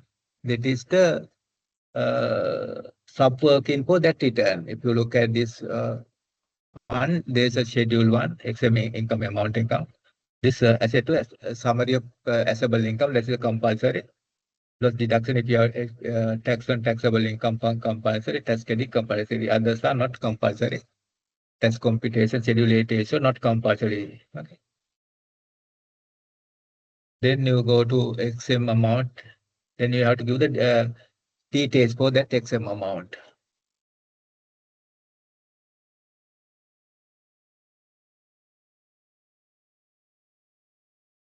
Even you can have a old inland British exemption comes in, you can have the exemption under the provision of Inland Act number 10 of 2006, that is the old Inland Act. So that way there's a separate schedule to declare your exempt income. Then summary of your assessable income, business, investment, and separately you have to put the figure here. Then business income, you have there's a business income, the IRD given a lot of categories. You have to select the relevant activity code. If it is not relevant, you can say activity code, you can select later. So activity code will be provided, submit in the future. Then you can say there's a 00 comes. That way also you can submit. This is not mandatory. But nature of business you have tried, then you have a total revenue, that your profit. Whatever profit you have arrived. This investment income, other income. This is if you have lost schedule, you have I told you loss can be claimed within 8-year period. This schedule should be completed. This is the specific loss deduction claim. Investment losses can be claimed only from investment income. So qualifying payment. Qualifying payment, you have to mention what is the qualifying payment here. If it is approved charity, there is a limit. 1/5 of taxable income or payment, whichever is less. If it is to qualify payment to the government, 100% you can pay. In our example, it is to payment to the government. Donation to the government or special insurance balance if any cannot be carried forward.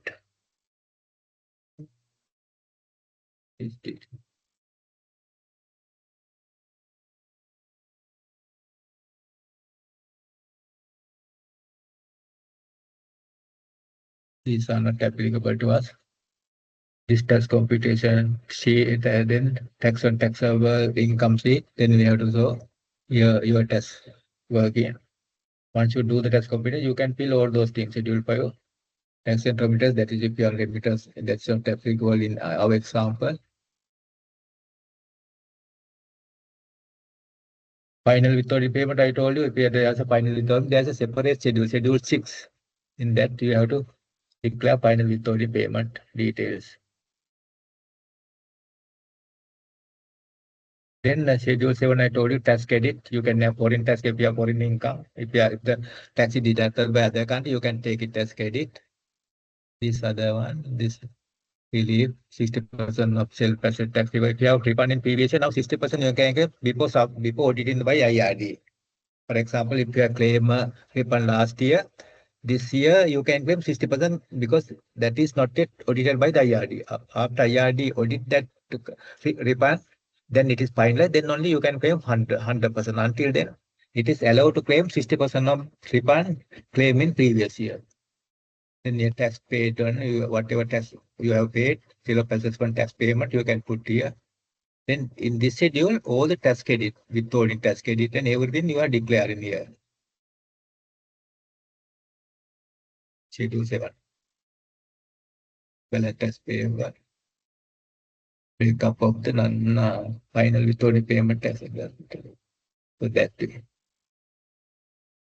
This is your return. Once you do the test computation, based on that test computation, you can fill this schedule. First, you have to fill the schedule, then you have to complete the test return.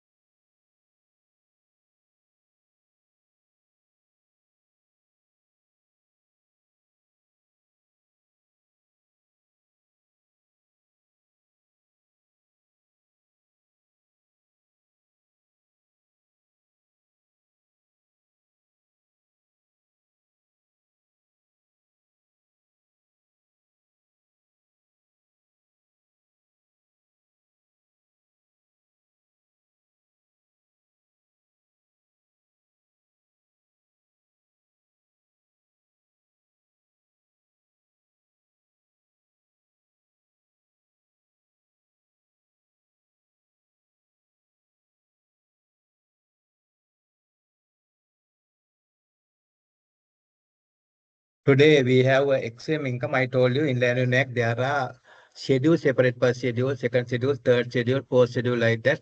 The third schedule is the XM amount. XM amount. We have foreign currency interest. We give a schedule. Actually, we have section 9. Once you go to section 9 refer to third schedule. That's why here top of that is a section 9. Section 9 to the income tax refer the third schedule to look at the XM income. We'll see where our foreign currency interest income is. All these there you can go through this there in the consolidated deck. All these schedules are available. That is on the I 3I. What am I saying? Schedule 9 IGHI.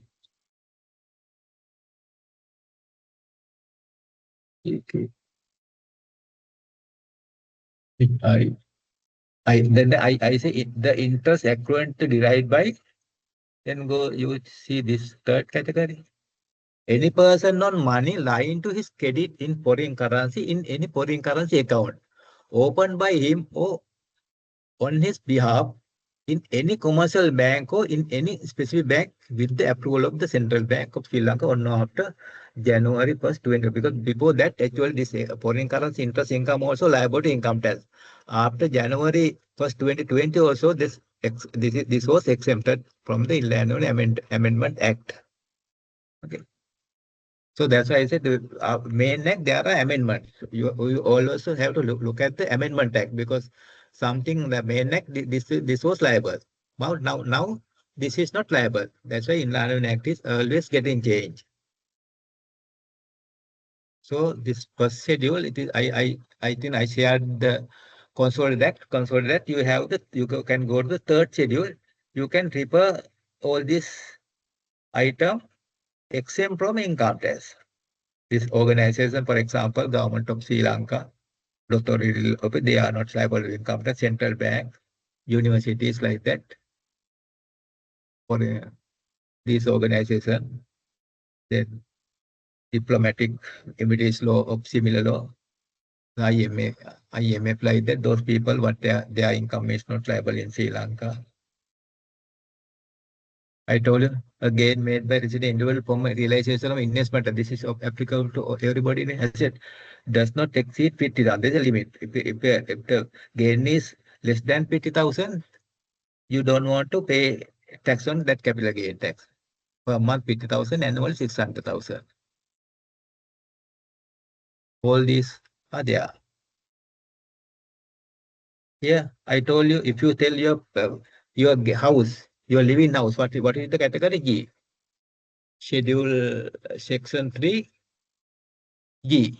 G says the gain made by resident individual on the realization of the individual principal place of residence, provided it has been owned by the individual continuously for the 3 years before being realized and lived in by the individual for at least 2 of those 3 years carried on a daily basis. That means if you have the ownership for 3 years, when by the time you are selling, if you have physically lived there for a 2 year period, that gain is excess.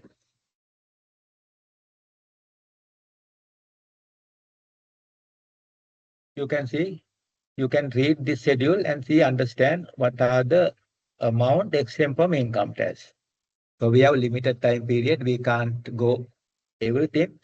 You better to go, read and understand all these items.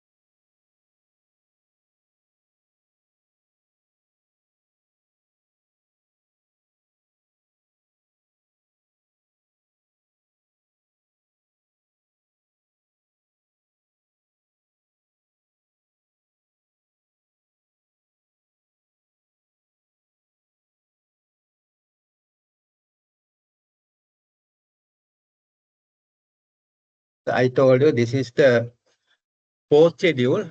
The post schedule related to capital allowance, balancing allowance, and accessible charges. I told you class of asset. There are 6 classes of asset. First class, computers, data handling machine, equipment together with weather. Category 2, buses and minibuses, good vehicles, construction and electrical equipment, heavy general purpose repair truck, trailers and trailers amount container, plant and that's why I said the plant and machinery in this under category 2. Okay, plant and machinery used in the manufacturing.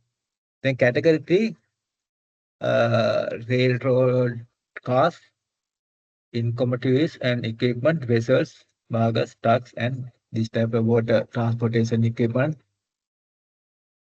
These are actually not applicable to everybody, but if we are using this type of it for the particular business, they can claim capital allowance for those assets. For generally, you can see equipment, machinery, office equipment, fixtures.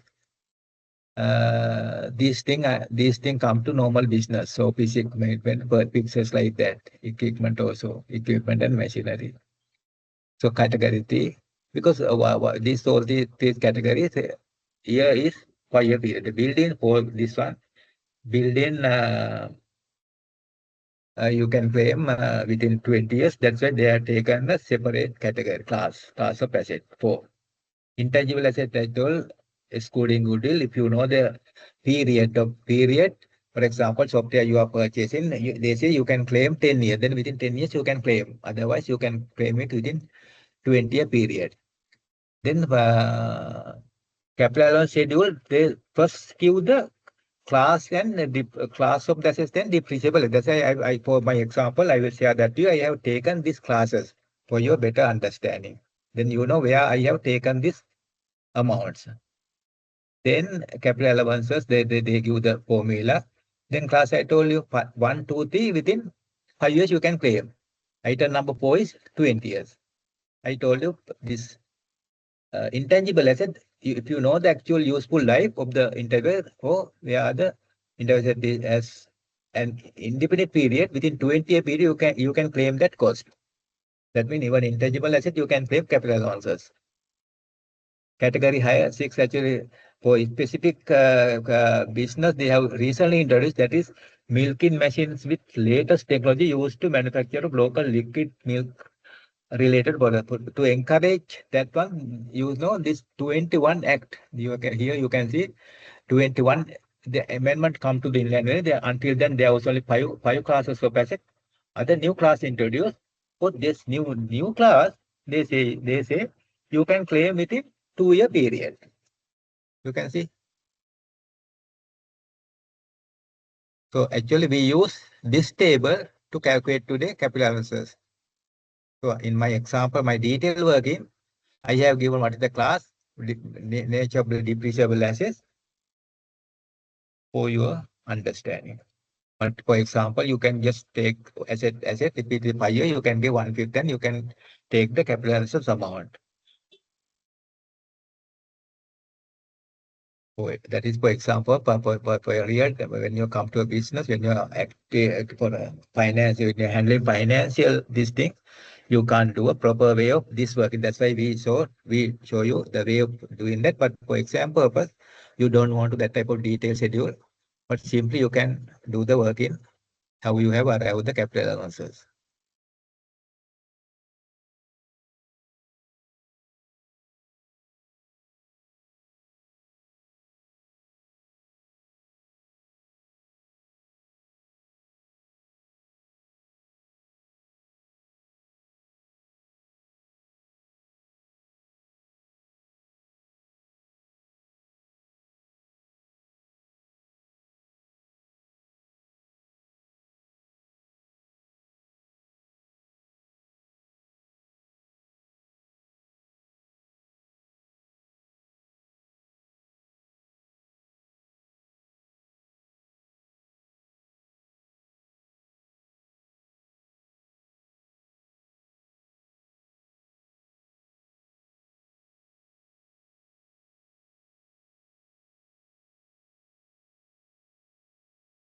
I told you final withholding payment have been listed down on the section 88 of the Indian Revenue Act.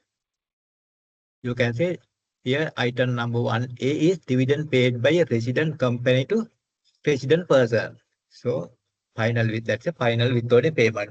Final withholding payment means when the paying company deduct tax, but the receiving company he doesn't want to pay more tax on that. That is the final.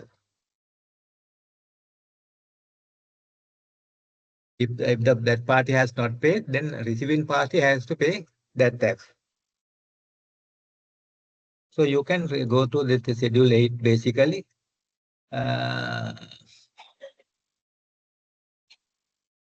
Charitable organization the interest is also final withholding payment. No more tax should be paid. Likewise, Section 8, not a big amount. There are few items have been treated as a final withholding payment.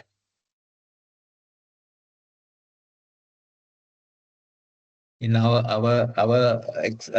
section, applicable area was dividend paid by resident company to resident person. Under this, the 2 million paid we took out as a final withholding payment.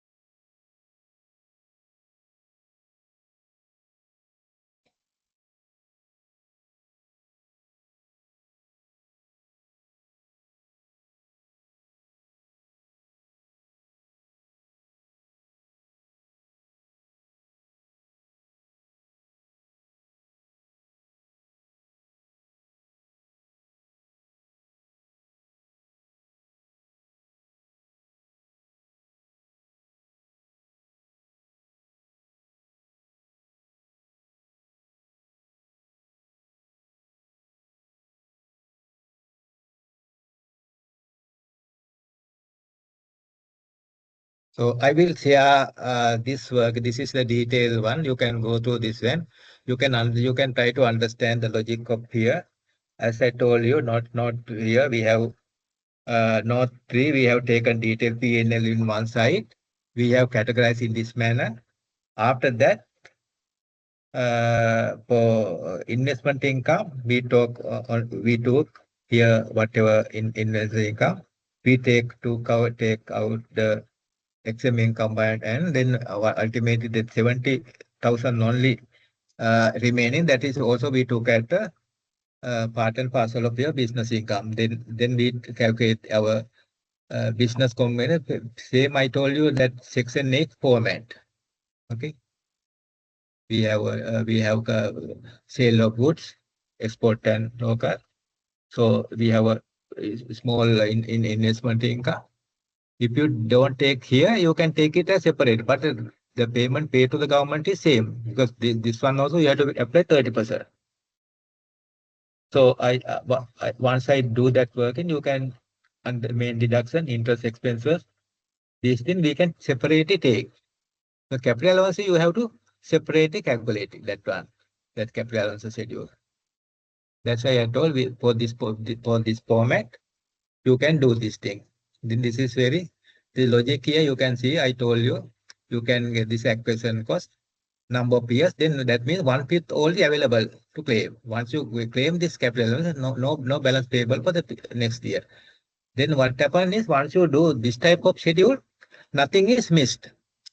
Otherwise, something you don't know. For example, if you do not have this depreciable basis, you don't know how much you have to claim. For that purpose, you have to have this type of detailed schedule. This is, I told you, difficult part of the calculation of the tax. Once you do that, the rest of the thing is easy because only this thing you have to do manually. All other thing you have to basically get your given document. Given, for example, from the profit and loss share, you can take this. This is the one you have to do manually. I told you, even for exam purpose, you just take, you first you should know whether you can claim this thing. But as for this example, 25, 26 is concerned, we can go back only up to